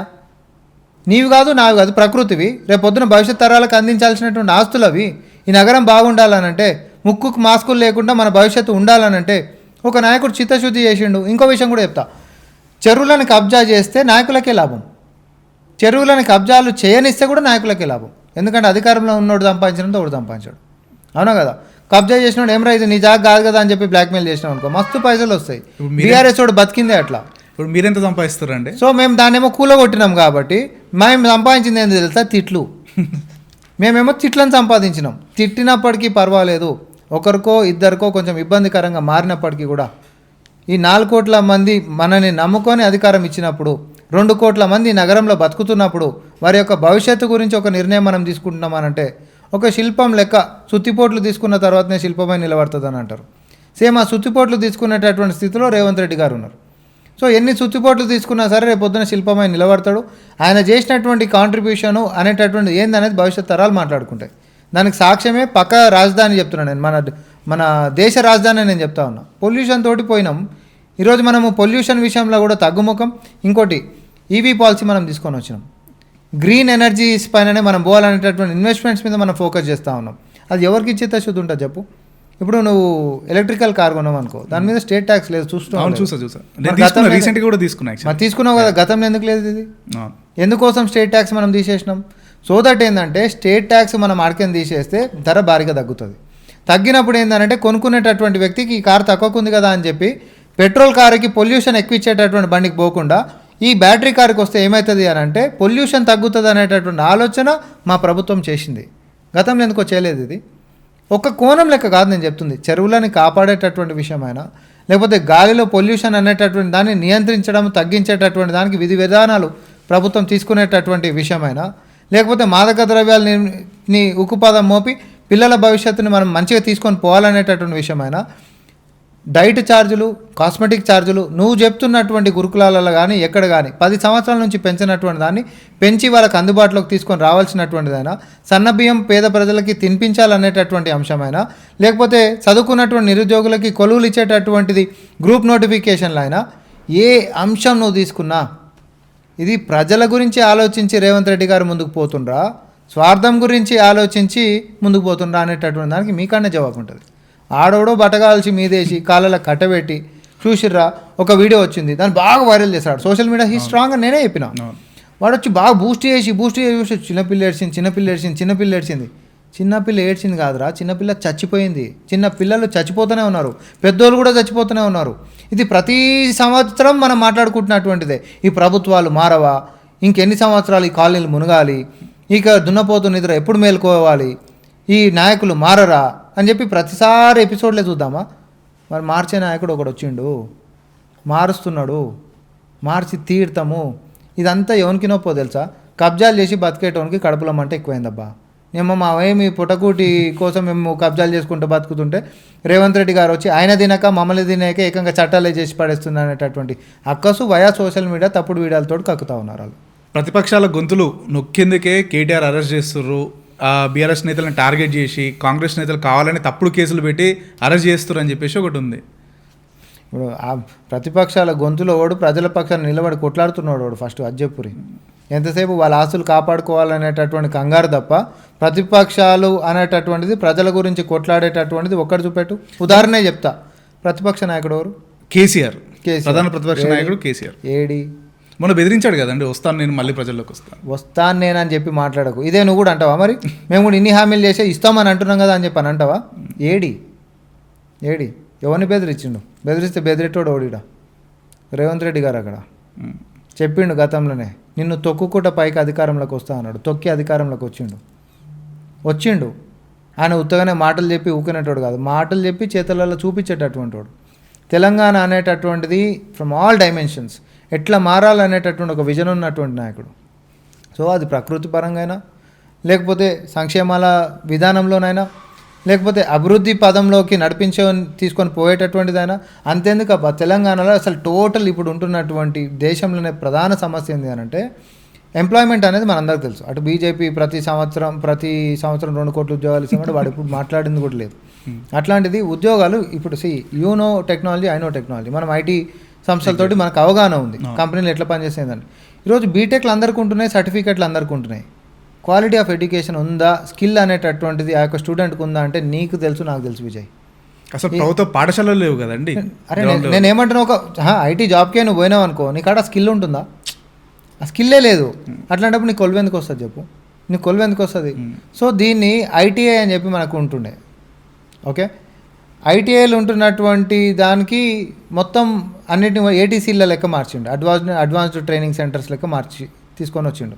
దీంట్లో ఏంటివి, వర్చువల్ వరల్డ్కి సంబంధించినటువంటివైనా, లేకపోతే ఆర్టిఫిషియల్ ఇంటెలిజెన్స్కి సంబంధించినటువంటివైనా, లేకపోతే స్మార్ట్ ఫోన్స్కి సంబంధించినటువంటి గ్యాడ్జెట్స్కి సంబంధించినటువంటి రోబోటిక్స్ అయినా, అడ్వాన్స్డ్ టెక్నాలజీస్ ఏవేవైతే ఉంటాయో ఇవన్నిటిని కూడా తెలంగాణ పిల్లలు అనేటటువంటిది స్కిల్ ఉండాలి. తద్వారా మన పిల్లలకి కేవలం ప్రభుత్వ ఉద్యోగాలు మాత్రమే కాదు, ప్రైవేట్ రంగాలలో కూడా కొలువులు ఎక్కువ వచ్చేటటువంటి ఒక వేదికను నేను తయారు చేస్తా అని చెప్పేసి సుమారు రాష్ట్రంలో ఉంటున్నటువంటి 65 నుండి టీసీఎస్ తోటి మనము పొత్తు పెట్టుకొని ఏటీసీలుగా మార్చినాం. ట్రైనింగ్ అనేటటువంటిది అడ్వాన్స్డ్ టెక్నాలజీస్ మీద అవుతాయి. ఇది ఇట్లా పక్కన పెడితే యంగ్ ఇండియా స్కిల్ యూనివర్సిటీ అని చెప్పి ఒక యూనివర్సిటీ, అదేంది ఆ బ్రెయిన్ చైల్డ్ రేవంత్ రెడ్డి గారిది. ఒక యూనివర్సిటీ పెడితే ఏంది అని అంటే అక్కడకు వస్తున్నటువంటి కంపెనీలే దాన్ని చూసుకుంటాయి. సో ఆడ ఉంటున్నటువంటి టాలెంటెడ్గా తయారైనటువంటి పిల్లల్ని మన కంపెనీలు ఇమీడియట్గా వాళ్ళని కొలువులు ఇచ్చేటటువంటి విధానాన్ని రేవంత్ రెడ్డి గారు తీసుకొచ్చారు. సూటు బూట్ వేసుకొని ఏమో రేబాన్ కళ్ళద్దాలు పెట్టుకొని బిల్డింగ్ వదిలిపెట్టకుండా పోయిన కాడ అలా ఆడు ప్యారిస్ తీసుకో, ఇంకోటి తీసుకో, ఏదైనా తీసుకో, సోషల్ మీడియాని గిర్రగిర్రా తిప్పినటువంటి కేటీఆర్ ఎందుకో ఇట్లాంటిది ఒక పని చేయలేడు. మరి రేవంత్ రెడ్డి గారికి ఇంగ్లీష్ రాదని చెప్పి ఎక్కిరిచ్చేటటువంటి మహా మేధావులుగా మీరంతా, మరి విధానాలలో ఎందుకు కనబడలేదండి? చదువు ఇంగ్లీష్ రాదు అనేటటువంటి రేవంత్ రెడ్డి గారు 2 సంవత్సరాలలో 2,25,000 కోట్ల రూపాయల పెట్టుబడులు ఈ యొక్క రాష్ట్రానికి తేగలిగిండు. మరి సూటు బూట్ వేసుకొని బాగా చదువుకున్నటువంటి కేటీఆర్ ఎందుకో 10 సంవత్సరాలు కలిపి 25,000 కోట్ల రూపాయలు మాత్రం ఎందుకు తెచ్చిండు? చెప్పాలి దీనికి జవాబు వాళ్ళు. సో ఏంటిది అని అంటే ఐటమ్ కొట్టుడు చాలా ఈజీ. ఐటీ పేరు పెట్టుకొని ఐటీ మినిస్టర్ అని చెప్పి ఐటమ్ కొట్టడం చాలా ఈజీ. కానీ ఈరోజు మా శ్రీధర్ బాబు గారిని తీసుకోండి, ఐటీ మినిస్టర్ లెక్క ఆయన ఉండి ఈరోజు ఒకసారి నువ్వు దగ్గర నుంచి సీరియస్గా అంటున్నావు విజయ్, ఎప్పుడన్నా అవకాశం ఉంటాయి 1-to-1 లెక్క ఇట్లాంటివి ఉంటాయి, పొద్దున్న నుంచి సాయంత్రం దాకా ఒకసారి ఆయన ఫాలో గారి, ఆయన పర్మిషన్తో ఒకరోజు ఫాలో గారు. తిండి అనేటటువంటి దాని మీద కూడా నాకేం ధ్యాస ఉండదు. నేను దగ్గరికి ఏం చూసినా కాబట్టి నేను చెప్తున్నా, ఐఎమ్ నాట్ బోస్టింగ్, బట్ తిండి అనేది కూడా చాయ్ బిస్కెట్లు అనేటువంటి సర్వసాధారణంగా ఎవరు వచ్చినా కూడా అక్కడ నుంచి వాళ్ళు వచ్చి పెడతా ఉంటారు కదా. ఇది మాట్లాడుకుంటే ఒక చాయో బిస్కెటో తినేసేసి కూడా బండి నడుస్తూనే ఉంటుంది. ఆయన ఎమ్మడి ఉంటే మనకు అనిపిస్తుంది ఎప్పుడు పోదామా ఆయన. ఇది ఆ డెడికేషన్ అనేటటువంటిది ఆ నాయకులకు ఉంది కాబట్టి ఈరోజు వీఆర్ సీయింగ్ దట్ రిజల్ట్స్. ఉత్తా కాదు, ఏదైనా మనం ఉత్తా బాగేసేయచ్చు. ఎందుకో 10 సంవత్సరాల నుంచి నీ ప్రోగ్రెస్ రిపోర్ట్ ఐటీ మినిస్టర్ లెక్క, నీ దృష్టిలో ఐటీ అంటే ఇవాంకా ట్రంప్ ఉంటుండే కేటీఆర్. నువ్వు అదే చెప్పినావు కూడా, ఐటీ అంటే ఇవాంకా ట్రంప్ ఉంటుండే. ఓకే, కానీ రేవంత్ రెడ్డి గారు శ్రీధర్ బాబు గారి దృష్టిలో ఐటీ అంటే ఇన్నోవేటివ్ తెలంగాణ అవుతుంది. That's a difference. మీకు మాకు తేడా. మా పాలనలో పారదర్శకతో పాటు పెట్టుబడులను తీసుకొని వచ్చేటటువంటి దాంట్లో ప్రతిభని కనబరచాలన్నా కూడా చిత్తశుద్ధితో నడిచేటటువంటి నాయకత్వం కావాలి.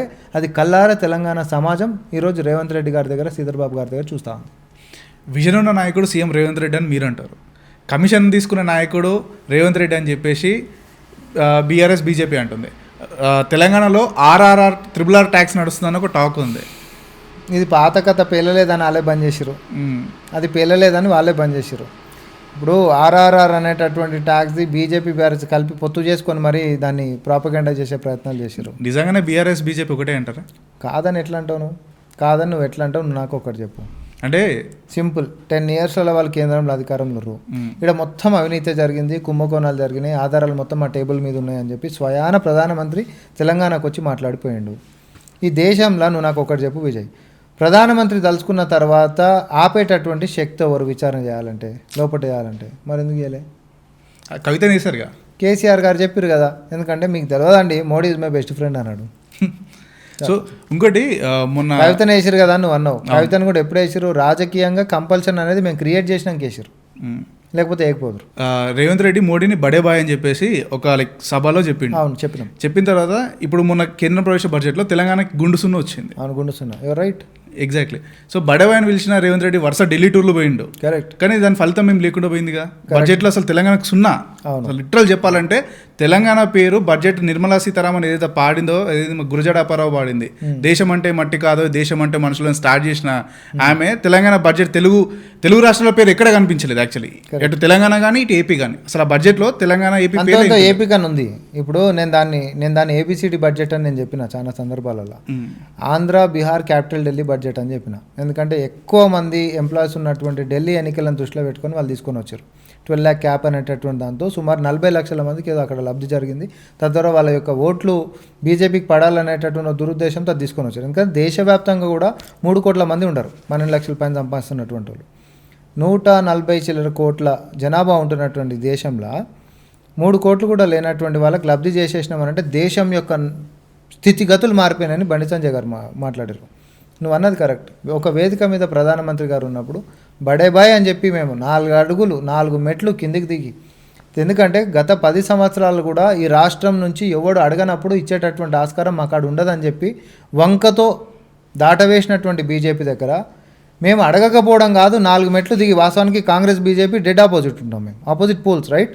అయినా కూడా ముఖ్యమంత్రి రేవంత్ రెడ్డి గారు 4 అడుగులు కిందికి వచ్చి బడేబాయ్ అని చెప్పి మీకు మా రాష్ట్ర ప్రభుత్వం నుంచి రాజకీయాలు అనేటటువంటిది పార్టీల మధ్యలోనే ఉండాలి తప్ప ప్రగతి పదంలో మాత్రం కనబడొద్దు, కాబట్టి ఎట్టి పరిస్థితులలో మా రాష్ట్రం నుంచి మా విజ్ఞప్తులు అనేటటువంటిది ఉంటాయి, కేంద్రం అనేటటువంటి దాంట్లో ప్రభుత్వం విషయంలో కూడా మీరు పెద్దన్న పాత్ర వ్యవహరించండి అని చెప్పి బడేబాయ్ అనేటటువంటి ఉద్దేశంతో మనం అన్నాం.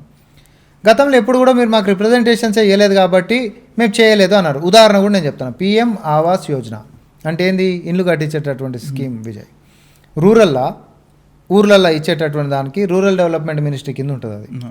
గత 10 సంవత్సరాల నుంచి తెలంగాణకి ఒక్కటంటే ఒక్క ఇల్లు కట్టియలేదు. ఇది పోవాలి బాగా, ఒక్కటంటే ఒక్క ఇల్లు కట్టియలే. మరి మనం పోయినాం ఉన్నాం. ముఖ్యమంత్రి గారు స్వయంగా PM ఆవాస్ యోజన కింద మరి మనం తెలంగాణలో ఒక 25 లక్షల ఇల్లు కట్టాలనేటటువంటి సంకల్పంతో ముందుకు పోతున్నాము. కాబట్టి కేంద్రం యొక్క సహకారం కూడా మాకు కావాలని చెప్పి మనం అడిగినాం. గతంలోనేమో అడగలేదు కాబట్టి ఇవ్వలేదు అని చెప్పి వాళ్ళు అన్నారు. మరి ఇప్పుడు అడిగినాం, మన బడ్జెట్లో ఎందుకు ఇవ్వలేదు? అడిగినాక కూడా ఇవ్వలేదని అంటే తెలంగాణ మన ముఖ్యమంత్రి 4 మెట్లు దిగి కేంద్రాన్ని పోయి మాకు సహకరించండి అని చెప్పి అడిగినప్పటికీ, విజ్ఞప్తి చేసినప్పటికీ నువ్వు సహకరిస్తలేవంటే నువ్వు తెలంగాణ ద్రోహివే కదా, నువ్వు తెలంగాణకి మేలు చేయనోడివే కదా. ఏ ముఖం పెట్టుకొని బీజేపీ వాళ్ళు మాట్లాడతారండి? మీతోటి ఒరిగేది ఏందండి? నేను ఒకటే అంటున్నా, కేంద్రంలో ప్రభుత్వంలో నువ్వు ఉండి ఇప్పటివరకు 10 సంవత్సరాలల్లో రైతులకి 1 లక్ష రూపాయలు రుణమాఫీ చేసిన చరిత్ర నీకుందా కేంద్ర ప్రభుత్వం నుంచి? చెప్పు. లేదు. దేశవ్యాప్తంగా కేంద్ర ప్రభుత్వం నుంచి 1 ఎకరా పంచినటువంటి చరిత్ర నీకుందా? లేదు. దేశవ్యాప్తంగా 10 సంవత్సరాల్లో 1 రేషన్ కార్డు ఇచ్చినటువంటి చరిత్ర నీకుందా? లేదు. తెలంగాణకి 10 సంవత్సరాలలో 1 ఊర్లో మారుమూల పల్లెలో 1 ఇల్లు కట్టించినటువంటి చరిత్ర నీకుందా? లేదు. నువ్వు ఏం చేసినావని చెప్పేసి వస్తుంది. నీ మేనిఫెస్టోలో మాత్రం పెద్ద పెడతావు. 2014 కంటే బిఫోరు రైతులకి సంబంధించినటువంటి కనీస మద్దతు ధర, ఈరోజు ఇక్కడ రాష్ట్రంలో నాయకులు మాట్లాడతారు, ఎంత నిస్సిగ్గుగా మాట్లాడతారు, సిగ్గు లేకుండా. కనీస మద్దతు ధర ఇవ్వాలన్నాడు. కనీస మద్దతు ధరకి రైతులకి చట్టబద్ధత చేశామని 2014 మేనిఫెస్టో కంటే బిఫోర్ మాట్లాడారు. రాసిచ్చినటువంటి చరిత్ర బీజేపీది. అట్లాంటిది 10 సంవత్సరాలు అయిపోయింది. 3 నల్ల చట్టాలు తెచ్చేటటువంటి ప్రయత్నం చేసిర్రు. దాని మీద వద్దు అని చెప్పి శాంతియుతంగా నిరసన చేస్తుంటే 780 మంది రైతులను పొట్టన పెట్టుకున్నటువంటి చీకటి పరిపాలన వాళ్ళు చేస్తారు. అట్లాంటిది నువ్వు ఈరోజు వచ్చి కనీస మద్దతు ధర ఇవ్వాలని చెప్పి మాట్లాడితే కనీస మద్దతు ధర డిసైడ్ చేసేది ఎవడండి? ఈరోజు అందరికి ఇల్లు కట్టించాల్సిందే అని అంటే కేంద్రంకి ఇచ్చి నువ్వు ఎంత వాటా నువ్వు ఈడ పేద ప్రజలకు అందిస్తున్నావండి? మూసీ ప్రక్షాళన గురించి, స్వచ్ఛ భారత్ అని పెద్దగా మాట్లాడేటటువంటి Narendra Modi it's a failed thing అనేది మన అందరికి తెలుసు. మేక్ ఇన్ ఇండియా అయినా స్వచ్ఛ భారత్ అయినా, మేక్ ఇన్ ఇండియా అనేమో సింహం బొమ్మ పెట్టేసేసి పెట్టిండు. తర్వాత సర్దార్ పటేల్ విగ్రహం అనేటటువంటి మనం అటు చూసినాం, పెద్ద పెట్టిరు కదా, అది మేడ్ ఇన్ చైనా. ఎంతమందికి తెలుసు ఇది? నేను మీ దాంట్లో చెప్తున్నా, ఎంతమందికి తెలుసు? ఆఖరికి సర్దార్ పటేల్ విగ్రహం కూడా మేడ్ ఇన్ చైనా. రండి పోదాం అడిగి పోతే అసలు దాని చరిత్ర పెడితే ఇది ఎవరు వచ్చి చేసిరో, అది ఎక్కడ మేక్ అయ్యి వచ్చింది, దాన్ని ఎట్లా అసెంబ్లీ చేసిరు అనేటటువంటి కూడా జరగాలి కదా. సో ఇట్లాంటి పరిస్థితులలో జనాల్ని మోసం చేసుకుంటా ముందుకు పోదామనంటే అది కరెక్ట్ కాదు అంటున్నాం. కేంద్రం మనం వీడికించి పన్నులు కడుతున్నప్పుడు బాజప్తా రాజ్యాంగబద్ధంగా మనకు రావాల్సినటువంటి వాటా కూడా నువ్వు ఇవ్వకుండా అన్యాయం చేస్తున్నప్పుడు నువ్వు ఇక్కడ ముఖం చూపించుకొని తిరిగేటటువంటిది నీకు ఉండదు కదా నైతికత. అది మేము అడ్రస్ చేస్తూ ఉన్నాం. మోదీ పాలన గురించి చెప్పంటే ఏమని చెప్తారండి? Is a failed prime minister. ఈరోజు కాళ్ళకి సంఖ్యలు పడి సైనిక గాలి మోటార్లలో మన యొక్క భారతీయులను ఎక్కిస్తున్నటువంటిది సాక్ష్యం. తర్వాత తీసేస్తారు. డిపోర్టేషన్ చూస్తున్నాం కదా. బీజేపీ టీవీలలో కూర్చొని ఏం చెప్తుంది, నరేంద్ర మోడీ గారు అపాయింట్మెంట్ కోసం అమెరికా అధ్యక్షుడు వెయిట్ చేస్తాడు తెలుసా అని అంటుంది. ఎర్రి గొర్రెల లెక్క నమ్మేటోడు నమ్ముతాడు. ఎందుకంటే వాళ్ళు కూడా అంతే వైడ్ నెట్వర్క్ సోషల్ మీడియాలలో పోయేటటువంటి ప్రయత్నాలు చేస్తారు. కానీ ఎందుకో కనీసం మన భారతీయులని ఆడికించి డిపోర్ట్ చేయకుండా ఆపేటటువంటి దమ్ములేదు నీకు. నువ్వు మాట్లాడతావు. రాహుల్ గాంధీ గారు మన పార్లమెంట్లో ఒక విషయం చెప్పిండు. ఏమని అన్నాడు, మన కాడ శక్తి సామర్థ్యము, మన కాడ ఇన్నోవేషన్, మన కాడ టెక్నాలజీ, మన కాడ యువతరం ఏదైతే ఉందో వీటిని ప్రోత్సహించి, ఎందుకనంటే బ్యాంకింగ్ సిస్టమ్ అనేది కేవలం ఒక 4-5 క్రోనీ క్యాపిటలిస్టుల చేతులకు పోతుంది కదా. నిజంగా నేను నీలాంటో లేకపోతే ఇంకా ఆంటర్ప్రెన్యూర్స్ ఇన్నోవేటివ్ మైండ్స్ ఎవరైతే ఉంటారో వాళ్ళని ఇప్పటికైనా మనం ప్రోత్సహించుకుంటే, టెక్నాలజీస్లో మనమే అగ్రగామిగా ఉంటే, మనం ఇంకోరి దగ్గరికి పోయి ప్రమాణ స్వీకారానికి మమ్మల్ని విలువండి అనేటటువంటి అడుక్కునే పరిస్థితి మనకు ఉండదు. మన కాడికే అందరు వస్తారు. ఎందుకు అనంటే నేను తెలంగాణలో ఇదే పదమంట, బిచ్చం వేస్తే వచ్చినటువంటి బంగ్లాదేశ్. I use this. భారతదేశం సహకారంతో ఏర్పడ్డటువంటి బంగ్లాదేశ్ ఈరోజు మనని మించిపోయిందండి పర్ క్యాపిటల్ ఇన్కంలో, ఎక్స్పోర్ట్స్లో మనని మించిపోయింది. ఇక అంతకు మించింది ఇంకేమైనా ఉంటుందా? నాకు ఇది చెప్పండి. This is the true face of our country. ఎంతసేపు వ్యక్తి పూజ చేసుకుంటా అబద్ధాన్ని కూడా కప్పిపుచ్చి హీరోయిక్గా ఒక మంచిని చిత్రీకరిద్దామనంటే ఎక్కువ రోజులు నిలబడదని చెప్తున్నా. గతంలో నేను కాంగ్రెస్ పార్టీ గురించి కూడా ఇట్లనే కొట్లాడుకుంటూ పోతున్నా, రామ్మోహన్ రెడ్డి ఇట్లా కొట్లాడతాడు అని అన్నారు. తర్వాత నిజాలు అనేటటువంటిది వెలుగులోకి వచ్చినాయి. ప్రజలు చైతన్యమయ్యారు, ప్రభుత్వాలు మారినాయి. కేంద్రం విషయంలో కూడా ఇదే మీరు రాసి పెట్టుకోరు. ఢిల్లీలో ఉంటున్నటువంటి పొల్యూషన్ ఒక ఉదాహరణ అండి. ఒక ప్రధానమంత్రి ఉండేటటువంటి సిటీ ఈరోజు మొత్తం వరల్డ్లో కూడా మోస్ట్ పొల్యూటెడ్ సిటీలో నువ్వు అగ్రగామికి పోతున్నావు అని అంటే ఇంతకు మించింది ఏముంటుంది నీ డెవలప్మెంట్కి? ఒక్కటి నువ్వు నాకు చెప్పు. నీ పక్కన ఉండేటటువంటి యమునా నది నువ్వు క్లీన్ చేసుకోలేకపోయినావు. ఇక మా మూసిదాకా వద్దులే కానీ, మా నాయకుడికి చిత్తశుద్ధి ఉంది కాబట్టి మూసిని ప్రక్షాళన చేసుకుందామని అంటుండు. నువ్వు ఉంటున్నటువంటి ఢిల్లీలో యమునా నది నువ్వు ప్రక్షాళన చేసుకోలేకపోయినావు ప్రధానమంత్రి గారు. మీరేం మాట్లాడతారు? So this is the fact. BJP అనేటటువంటిది పేద ప్రజలకి చేయాలి అనేటటువంటి తపన ఎప్పుడు ఉందో. వాళ్ళు క్రోనిక్ క్యాపిటల్ ఫ్రెండ్లీగా ఉంటారు. చీమలు అంత పుట్టను కడితే పాములు వచ్చి జొరినట్టు ప్రజలు తాళ్ళ యొక్క రక్త మాంసాలని కరిగించి ప్రభుత్వ రంగ సంస్థల్ని 70 సంవత్సరాలుగా కట్టుకుంటూ వస్తే తీసుకొని పోయి 2 గుజరాతీల చేతిలో పెట్టి పడేసేసిండు. సుమారు 180 ప్రభుత్వ రంగ సంస్థలు ఉంటాయి ఈ దేశంలో. మొత్తం తీసుకున్నాయి. గుజరాత్కి ఉంటున్నటువంటి ప్రధానమంత్రి, తర్వాత అమిత్ షా హోంమంత్రి, వచ్చేసేసి అదానీ అంబానీ వాళ్ళు కూడా గుజరాత్ వాళ్ళే. ఈ గుజరాత్ వాళ్ళు ఇద్దరు కలిసి ఆ 2 గుజరాత్ వ్యాపారవేత్తల చేతిలో ఉన్న ప్రభుత్వ రంగ సంస్థలు మొత్తం పోతూ ఉన్నాయి. అంతేకాదు ఏమన్నా అంటే ఈడీ, సిబిఐలు లేకపోతే ఇంకోటి ఇవి అన్నిటిని కూడా ఎవడైనా ప్రశ్నిస్తే వాడి మీద ప్రయోగించాలి, ఏం బెదిరించాలి, గదిరించాలి, తర్వాత వాళ్ళ పార్టీలలో జాయిన్ చేసుకోవాలి. ఇదే రాజకీయం నడుస్తుంది. కానీ నిజంగా పేద ప్రజలు బాగుంటుర్రా అంటే లేదు. ప్రయాగ్రాజ్దే ఉదాహరణ చెప్తున్నా. పుణ్యం కోసం అని చెప్పి పుణ్యస్నానాలు చేద్దామని చెప్పి అంత దూరం పోతే కన్న పిల్లల్ని చూడలేకుండా అసలు మట్టి కప్పేసేసి కుప్పలు చేస్తురబ్బా శవాల మీద. ఆ విజువల్స్ చూస్తేనైతే అసలు ఏం ఘోరం ఇది. ఏ కంట్రీలో ఉన్నాం మనము? పుణ్యం కోసం పోతే కనీసం చివరి చూపు కుటుంబాలకు కూడా దిక్కులేనటువంటి పరిస్థితి ఉంటుందా? ఎంతమంది చచ్చిపోయారో లెక్కనని ఉందా కనీసం? మీరు మా ప్రభుత్వాల మీద వంకలు పెట్టుడు. సో తెలంగాణకి ఏమైనా చేసిన తర్వాత బీజేపీ సబ్జెక్టులకు పోదాం. అప్పటిదాకా మీకు మాట్లాడేటటువంటి అర్హత లేదని చెప్తా ఉన్నా. సో కాంగ్రెస్ అంటేనే రెడ్డి పార్టీ అని ఒక టాక్ ఉంది. సో ఉన్న పదవులన్నీ మెయిన్ పదవులన్నీ రెడ్లకే ఇచ్చారు. మంత్రి పదవులు కూడా ఆల్మోస్ట్ అన్ని మెయిన్ శాఖలన్నీ రెడ్ల దగ్గరనే ఉన్నాయి అని చెప్పేసి ఒకటి ఉంది. అండ్ రీసెంట్గా క్యాస్ట్ సెన్సస్, సో కులగణన మీద స్వయంగా మీ పార్టీ ఎమ్మెల్సీ తీన్మార్ మల్లన్న దీన్ని డాష్ పోసి కాలబెట్టాలి, ఇది ఫేక్ సర్వే, ఇది కరెక్ట్ కాదని చెప్పేసి బహిరంగ చెప్పిండు. సరే, ఇప్పుడు ఆయన వ్యక్తిగతమైనటువంటి అభిప్రాయాలని బహిరంగంగా చెప్పకూడనటువంటి దాన్ని కూడా ఆయన బహిరంగంగా చెప్పిండు. అదే ఆయన వ్యక్తిగతమైనటువంటి విషయాలు. కానీ పార్టీ క్రమశిక్షణ విషయాలు వచ్చినప్పుడు క్రమశిక్షణ ఆస్పెక్ట్స్ ఏమన్నా కూడా అధిష్టానం దృష్టికి పోతాయి, అధిష్టానం నిర్ణయాలు తీసుకుంటాయి. So I have nothing to say about it. దాని మీద నేను ఇంకా చెప్పనిక దానికి నాకేం లేదు.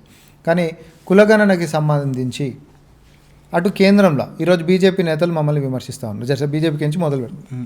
ఎందుకంటే బీఆర్ఎస్ పార్టీ అయితే ఎప్పుడు కూడా కులగణన చేసినా వాళ్ళు సంకలు పెట్టుకుని ఎవరిని ప్రపంచానికి చూపెట్టలే. ఆ కులగణన అనేటటువంటిదే వాళ్ళు ఎవరికి చూపెట్టలే, దానివల్ల ఉపయోగం అనేటటువంటిది జరిగింది కూడా ఇక్కడ లేదు కాబట్టి. అండ్ బీసీల యొక్క రిజర్వేషన్స్ని తగ్గించినటువంటి చరిత్ర బీఆర్ఎస్ పార్టీకి ఉండే. కానీ బీజేపీని తీసుకుందాం. ప్రతి ప్రతి 10 సంవత్సరాలకి జనగణన జరుగుతుంది విజయ్. ఫస్ట్ జనగణన జరుగుతుంది. ఫస్ట్ జనగణన చేసిందా బీజేపీ? ఎందుకు చేయలేదు తెలుసా? దేశంలో పెరిగినటువంటి పేదరికం అనేటటువంటిది అద్దంలో కనిపిస్తుంది, ప్రపంచం దాన్ని చూస్తుంది. తర్వాత ప్రభుత్వ ఖజానా మీద రేషన్ కార్డులైనా ఏవైనా ఇవ్వాల్సినటువంటిది రాజ్యాంగం చెప్తుంది. కాబట్టి మళ్ళీ ఇవన్నీ పేదోడి కడుపులు ఎందుకు నింపాలి అనేటటువంటి కుట్రలతో జనగణన కూడా చేయలే. ఇప్పుడు కులగణనకు వద్దాం. బీసీ ప్రధానమంత్రి అని చెప్పుకునేటట్టు పుట్టుకతో నువ్వు బీసీ కావు, అది వేరే సంగతి. ఓకే, బీసీ ప్రధానమంత్రి అని చెప్పుకునేటటువంటి నువ్వు మరి 10 సంవత్సరాలలో బీసీ గణన, కులగణన, ఇంకే గణన చేస్తామంటే అడ్డుపడ్డదవరండి. మీరు ఎందుకు చేయరు చెప్పు? అసలు దేశవ్యాప్తంగా ఒకటేసారి చేస్తే ఇదంతా దీర్ఘకాలిక సమస్యకి పరిష్కారం ఎత్తుకునే వాళ్ళు అవుతారు కదా. మీరు ఎందుకు చేయరు చెప్పు? ఈ క్వశ్చన్కి ఆన్సర్ చెప్పిన తర్వాత మీతో అంటేనే మారుతాం. నాకు ఇంకో క్వశ్చన్కి ఆన్సర్ రాలేదు. కాంగ్రెస్ అంటే రెడ్డి పార్టీ అనేది. కాంగ్రెస్ అంటే రెడ్డి పార్టీ అని అంటే ఇప్పుడు గతంలో ఒకసారి రెడ్డి కాంగ్రెస్ అని ఉంటుండే, కానీ కాంగ్రెస్ పార్టీలో ఎప్పుడైనా కూడా ఒక్కొక్క రాజకీయ పార్టీలో కొన్ని కమ్యూనిటీస్ అనేటటువంటిది ముందుండి నడిచేటటువంటిది ఎప్పుడైనా మనం చూసినాం. Most of the Reddy community, నువ్వు వద్దన్నా అవునన్నా కాదన్నా రెడ్డి కమ్యూనిటీస్ ఎక్కువ వరకు కాంగ్రెస్ పార్టీకి ఇంక్లైన్డ్ అయి ఉంటాయి అనేటటువంటిది యథార్థం, అది వాస్తవం. కానీ రెడ్డీస్కే పదవులు ఉన్నాయి అనేటటువంటిది అబద్ధం మోస్ట్ ఆఫ్ ద టైం. అట్లాంటి ఇప్పుడు బీఆర్ఎస్ పార్టీల రెడ్డిలు లేరా, బీజేపీ పార్టీల రెడ్డిలు లేరా, లేకపోతే బయట రెడ్డిలు లేరా, అంతటా ఉంటారు. కాకపోతే కాంగ్రెస్ పార్టీ ఇప్పుడు ప్రతిపక్షంలో ఉన్నప్పుడే నువ్వు తీసుకో. ముందుండి గట్టిగా నడిపించినటువంటి నేతలలో కనిపించినటువంటి టాల్ పర్సనాలిటీ పేరు ఒకటి చెప్పు విజయ్. ప్రతిపక్షంలో మేము ప్రతిపక్షంలో ఉన్నప్పుడు రేవంత్ రెడ్డి. మరి ఆయన ఏంటిది? రెడ్డే కదా. సో ఆ పేరు అట్లా కనిపిస్తున్నప్పుడు ఇక రెడ్డి అనేటటువంటి దాని మీదే పదవి ఆయనకి ఎందుకు ఇచ్చారు సీఎం అనేటటువంటి ఆస్పెక్ట్ రాదు ఇక. అండ్ ఇంకొకటి, అది అధిష్టానం అనేటటువంటి కాంగ్రెస్ పార్టీలో ఖచ్చితంగా కింద గ్రౌండ్లో ఎవరు కష్టపడ్డారో, ఎవరు పార్టీ కోసం ఏం చేస్తారు అనేటటువంటిది క్షుణ్ణంగా చూస్తుంది. ఈడ 4 రెడ్లూరు కాబట్టి 4 రెడ్లకు ఇచ్చేసారు అనేటటువంటి విధానం ఏముండదు. క్షేత్రంలో అది బీసీలని. ఈరోజు మహేష్ అన్నకి ఎందుకు ఇచ్చారు? మహేష్ కుమార్ గౌడ్ గారు హీజ్ ఆర్ పీసీసీ. మహేష్ అన్నకి ఎందుకు ఇచ్చారు? క్షేత్రస్థాయికి నుంచి కష్టపడ్డోడు కాబట్టి, పార్టీ కోసం టైం ఇచ్చినోడు కాబట్టి. వి హనుమంతరావు గారు రాజ్యసభ 3 టర్మ్లో దేనికోసం ఇచ్చిండ్రు? అది కాంగ్రెస్ బ్లడ్ కాబట్టి. ఈరోజు కాంగ్రెస్ అనంటే వి హనుమంతరావు గారు, వి హనుమంతరావు అంటే కాంగ్రెస్. అంతకుమించి మేమేం చెప్తాం? ఎవ్వరు పార్టీ గురించి కష్టపడి మా యొక్క విధానాలని ప్రజల్లోకి తీసుకొని పోయి కాంగ్రెస్ పార్టీ యొక్క సిద్ధాంతాలని ఆచరించుకుంటూ ఈరోజు ధైర్యంగా అప్పుడు ప్రతిపక్షంలో ఉన్నప్పుడు ఏమో అధికార పక్షాలని పోరాటం చేస్తారో ఖచ్చితంగా వాళ్ళందరికీ గుర్తింపిస్తారు. అంతే తప్ప అధికారంలోకి వచ్చినాం కాబట్టి వచ్చి చేరేటటువంటి వాళ్ళు, అధికారంలోకి వస్తున్నారు కాబట్టి వచ్చి చేరేటటువంటి వాళ్ళు అందరూ వచ్చి మాట్లాడి ఈరోజు వచ్చి ఏది పడితే అది మాట్లాడితే ఇననికి కూడా కాంగ్రెస్ పార్టీ కార్యకర్తలు సిద్ధంగా ఉండరు. అంటే ఇంకోటి కూడా ఉందండి. సో కష్టపడ్డ వాళ్ళకి కాంగ్రెస్ హైకమాండ్లో పెద్ద గుర్తింపు లేదు అని చెప్పేసి కొన్ని ఉన్నాయి. ఇది అన్ని పార్టీలలో ఉండేటటువంటి చర్చనే. ఇప్పుడు అట్లా చూసుకుంటే ఇమీడియట్గా నన్ను ఇంకొక క్వశ్చన్ కూడా ఇస్తాయి, మరి ఇన్నేళ్ళ చదువు కష్టపడ్డాం నీ సంగతి. ఎగ్జాక్ట్లీ నెక్స్ట్ క్వశ్చన్ అదే నాకు తెలుసు కదా. ఇవి నార్మల్గా ఆడ స్టార్ట్ అవుతుంది, నెక్స్ట్ క్వశ్చన్ ఫాలో అవుతుంటుంది. సో మనం కష్టం అనేది చేసుకుంటూ పోతుంటే ఖచ్చితంగా మన ప్రోగ్రెస్ రిపోర్ట్లో మాత్రం స్టేజ్ ఆన్ స్టేజ్ మనం పెరుగుకుంటూ పోతుంటాం, జనాలకు తెలుస్తూ ఉంటాం. మొన్నదాకా ఎవరికి తెలియనటువంటి మనం ఈరోజు మనం తెలిసిన తర్వాత మన యొక్క పనితీరు అనేది ఇప్పుడు ప్రపంచం చూస్తూ ఉంటుంది. మనం చేసేటటువంటి పనిని బట్టి అధిష్టానం గుర్తిస్తుంది. ఇందాక నేను చెప్పినట్టుగా దాని తగ్గట్టుగానే మనని ఆ యొక్క రికగ్నిషన్ ఇస్తుంది అనేటటువంటి నమ్మకం మాత్రం మాకుంటుంది. నెక్స్ట్ సామ రామ్మోహన్ రెడ్డిని ఏ పోస్ట్లో చూడొచ్చు మేము? ఏ పోస్ట్లో చూడంటే అధిష్టానం నిర్ణయము. మీకు ఉంటుంది కదా, నాకు ఆ పొజిషన్ కావాలి, ఆ పోస్ట్ కావాలి. నేను ఈసారి ఎమ్మెల్సీ అడిగిన, నేను ఈసారి ఆల్రెడీ ఎమ్మెల్సీ అడిగిన. సో హోప్ఫుల్లీ వస్తుంది అనేటటువంటి నమ్మకం కూడా నాకు ఉంది. సో నెక్స్ట్ టైం పిలిచేటప్పుడు కూడా ఎమ్మెల్సీ సామ రామ్మోహన్ రెడ్డి మళ్ళీ ఇది పెట్టుకున్నాం అనుకో. నేను అడుగుతున్నా ఖచ్చితంగా కాంగ్రెస్ పార్టీ యొక్క గలాన్ని ఇంకా క్షేత్రంలోకి తీసుకొని పోవాలి అనేటటువంటి దానిపైన ప్రతిపక్షాలు చేస్తున్నటువంటి కుట్రలని ఇంకింత మంచి ప్లాట్ఫామ్ ఇస్తే, అటు కౌన్సిల్ విషయంలోనైనా లేకపోతే సిఎల్పి నుంచి ప్రెస్ మీట్లు పెట్టేటటువంటి దాంట్లో అయినా, లేకపోతే ప్రజలు మనం చూసేటటువంటి విధానం కూడా మారుతుంది. ఇప్పుడు ఒక అధికార ప్రతినిధి లెక్క మాట్లాడితే నీ మీద ఒకటి ఉంటుంది ఇంప్రెషన్, అదే ఒక ఎమ్మెల్సీ లెక్క మాట్లాడితే నీకు ఒకటి ఉంటుంది. మరీ ముఖ్యంగా యువతరాన్ని ప్రోత్సహించేటటువంటి ఆలోచనలో కాంగ్రెస్ పార్టీ ఉంది కాబట్టి ఈరోజు కష్టపడి నీతిగా నిజాయితీగా బతుకుంటూ కాంగ్రెస్ పార్టీ యొక్క స్వరాన్ని ప్రజల్లోకి తీసుకొని పోయేటటువంటి దాంట్లో నాలుక చాలా మంది కష్టపడుతున్నటువంటి యువతరం ఈ పార్టీలో ఉన్నారు. వాళ్ళందరికీ గుర్తింపు ఇవ్వాల్సినటువంటి బాధ్యత అధిష్టానం మీద ఉన్న సంగతి వాళ్ళకు కూడా తెలుసు. కాబట్టే మా సిడబ్ల్యూసీల తీర్మానాలు కూడా యువతరానికి మనము ఇవ్వాలి అనేటటువంటి తీర్మానాలు చేసుకున్నారు. సో హోప్ఫుల్లీ వస్తుంది అనేటటువంటి నమ్మకం కూడా నాకు ఉంది. ఫైనల్గా రేవంత్ రెడ్డి గురించి చెప్పమంటే ఏమని చెప్తారు?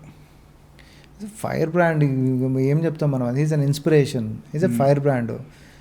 ఈరోజు నిజం చెప్పాలంటే ఈరోజు ఆయన మీద నాకు ఇంకా ఇంకా ఇంకా కూడా అభిమానం పెరుగుతుంది.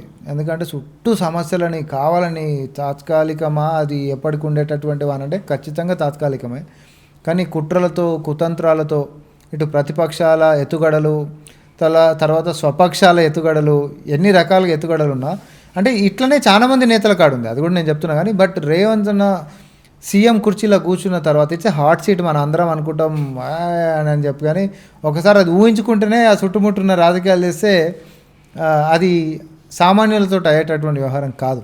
ఖచ్చితంగా ఇవన్నిటిని కూడా తట్టుకుంటా ముంగడి పోతుండే చూసినా అది ఇంకా ఇంకా కూడా యంగ్స్టర్స్ ఇన్స్పైర్ చేస్తుంది. ఇగో ఇట్లనే ఒక మంచి ఆలోచన సంకల్పంతో హైడ్రా తెచ్చిన, లేకపోతే యంగ్ ఇండియా స్కిల్ యూనివర్సిటీ తెచ్చిన, స్పోర్ట్స్ యూనివర్సిటీ తెచ్చిన, లేకపోతే టీజీ న్యాబ్ డ్రగ్స్ని ఉక్కుపదం మోపేది తెచ్చిన, లేకపోతే ఒక పక్క సంక్షేమాలు ఇచ్చుకుంటా ఒక పక్క ఆర్థికంగా పరిస్థితే బాగాలేకపోయినా కూడా రూపాయి అనేటటువంటిది ఒడిచి పట్టుకొని మరి ప్రజలకు అందించేటటువంటిది. ఆయన ఓ పోలీస్ స్టేషన్కి పోతే క్యూఆర్ కోడ్ తోటి ప్రజలు ఏకంగా అధికారులతోటి వారి యొక్క ఫిర్యాదులు చేసేటటువంటి పారదర్శక పరిపాలన తీసుకొని వచ్చిన, లేకపోతే ప్రకృతి బాగుండాలని చెప్పి మూసి ప్రక్షాళనన్నా లేకపోతే ఇంకే అంశాలను తీసుకొని వచ్చిన, పేద పిల్లలు బాగుండాలని చెప్పి పౌష్టికాహారం మీద తీసుకునేటటువంటి చర్యలైనా, లేకపోతే భవిష్యత్తు తరాలు బాగుండాలనేటటువంటి ఇచ్చే కొలువులైనా ఏ అంశాలలో కూడా ఆయన తీసుకుంటున్నటువంటి దానికి రాళ్ళని ఇసురుతున్నటువంటి ప్రతిపక్షాలని ఒక్కొక్క రాయిని ఆయన తీసేసేసుకొని మళ్ళీ కూడా పేర్చుకుంటా ప్రజల్లో మాత్రం నేనున్నా అనేటటువంటి భరోసాను ఆయన ఏదైతే కల్పిస్తుండో ఇక దానికి మన మాటలలో చెప్పనీకి ఏముండదు. బట్ ఖచ్చితంగా అట్లాంటి నేత అట్లాంటి కష్టాలని చూసిన తర్వాత మాత్రం యంగ్స్టర్స్ నాసంటి వాళ్ళు ఇంకెక్కువ ఇన్స్పైర్ అవుతారు. అదే కేసీఆర్ గురించి చెప్పంటే ఏమని చెప్తారు? ఫామ్ హౌస్ అయినా స్వార్థము, ఫామ్ హౌస్ ఏముంటాయి ఆయన, అప్పుడు ఫామ్ హౌసే ఇప్పుడు ఫామ్ హౌస్. ఆయన ఎంతసేపు ఆయన ఇంట్లో కూర్చొని ఆయనకేం కావాలని ఆలోచిస్తుంటాడు. ఈయననేమో ఇంట్లో కూర్చున్నా, సచివాలయంలో కూర్చున్నా, వాళ్ళు చెప్పే కమాండ్ కంట్రోల్ సెంటర్లో కూర్చున్నా, లేకపోతే ఎంసీఆర్ హెచ్ఆర్డీలో కూర్చున్నా ప్రజల గురించే ఆలోచిస్తున్నాడు. కేసీఆర్ ఆలోచించింది ఏంది ఒకటి చెప్పు అనంటే పాండవులలో గంజాయి పోట్లాలని చెప్తాను నేనైతే. అవునా కదా? లేకపోతే ఆత్మహత్యలు, ఆయన పేరు రాసి చచ్చిపోయినటువంటి ఆత్మహత్యలు అని చెప్తా. ఎందుకంటే ఆయన సొంత సర్పంచులు చచ్చిపోయారు, ఆర్టీసీ కార్మికులు చచ్చిపోయారు, విద్యార్థులు చచ్చిపోయారు, నిరుద్యోగులు చచ్చిపోయారు. చచ్చిపోనోళ్ళు ఎవరో చెప్పు, అసలు బీఆర్ఎస్ హయాంలో చచ్చిపోనోళ్ళు ఎవరు చెప్పు? ఆ రాక్షస పరిపాలన వద్దనుకోనే కదా ఆ గడిలు కూలగొట్టాలనేటటువంటి దాంతో తిరుగుబాటు వచ్చి వాళ్ళని ఫామ్ హౌస్కి పరిమితం చేశారు. సో కేసీఆర్ గురించి ఉద్యమం టైంలో ప్రజలని రెచ్చగొట్టేటటువంటి దాంట్లో మాత్రం నిష్ణాతుడు. ఇప్పుడు కూడా అదే ఆర్ట్ అనేటటువంటి కుటుంబం మొత్తం ప్రయత్నం చేస్తూ ఉంది అబద్ధాలతో. కానీ ఈసారి చెల్లుబాటు కాదు. వాళ్ళు ఏందో, వాళ్ళ పరిపాలన ఏందో, వాళ్ళ నీతి నిజాయితీ ఏందో అనేటటువంటిది తెలంగాణ ప్రజలకి మారుమూల ప్రాంతంలో ఉన్న పిల్లలని కూడా తెలుసు. ఇంకోటి, కాంగ్రెస్ పార్టీని బీఆర్ఎస్ చుక్కలు చూపిస్తుందని అని నేనంటే మీరు ఒప్పుకుంటారా? ఏ సుక్కలు? సోషల్ మీడియాలో కానీ మీరు ఏది తీసుకొచ్చినా కానీ దాన్ని కౌంటర్ అటాక్ ఇస్తూ ఉంది సోషల్ మీడియా కానీ ఎక్కడ చూసుకున్నా కానీ. అంటే వాళ్ళ దృష్టిలో సుక్కలు అంటే ఏమో నాకు తెలియదు, కానీ బీఆర్ఎస్ పార్టీ అనేది ఖచ్చితంగా వాళ్ళు చేసేటటువంటి మంకీ ఐటమ్స్ తోటి మాకు మాత్రం స్టార్స్ అంటే రేటింగ్ ఉంటుంది కదా, 5 స్టార్ రేటింగ్ అయితే చూపిస్తుంది. థ్యాంక్ యూ అన్న, థ్యాంక్ యూ ఫర్ హ్యావింగ్.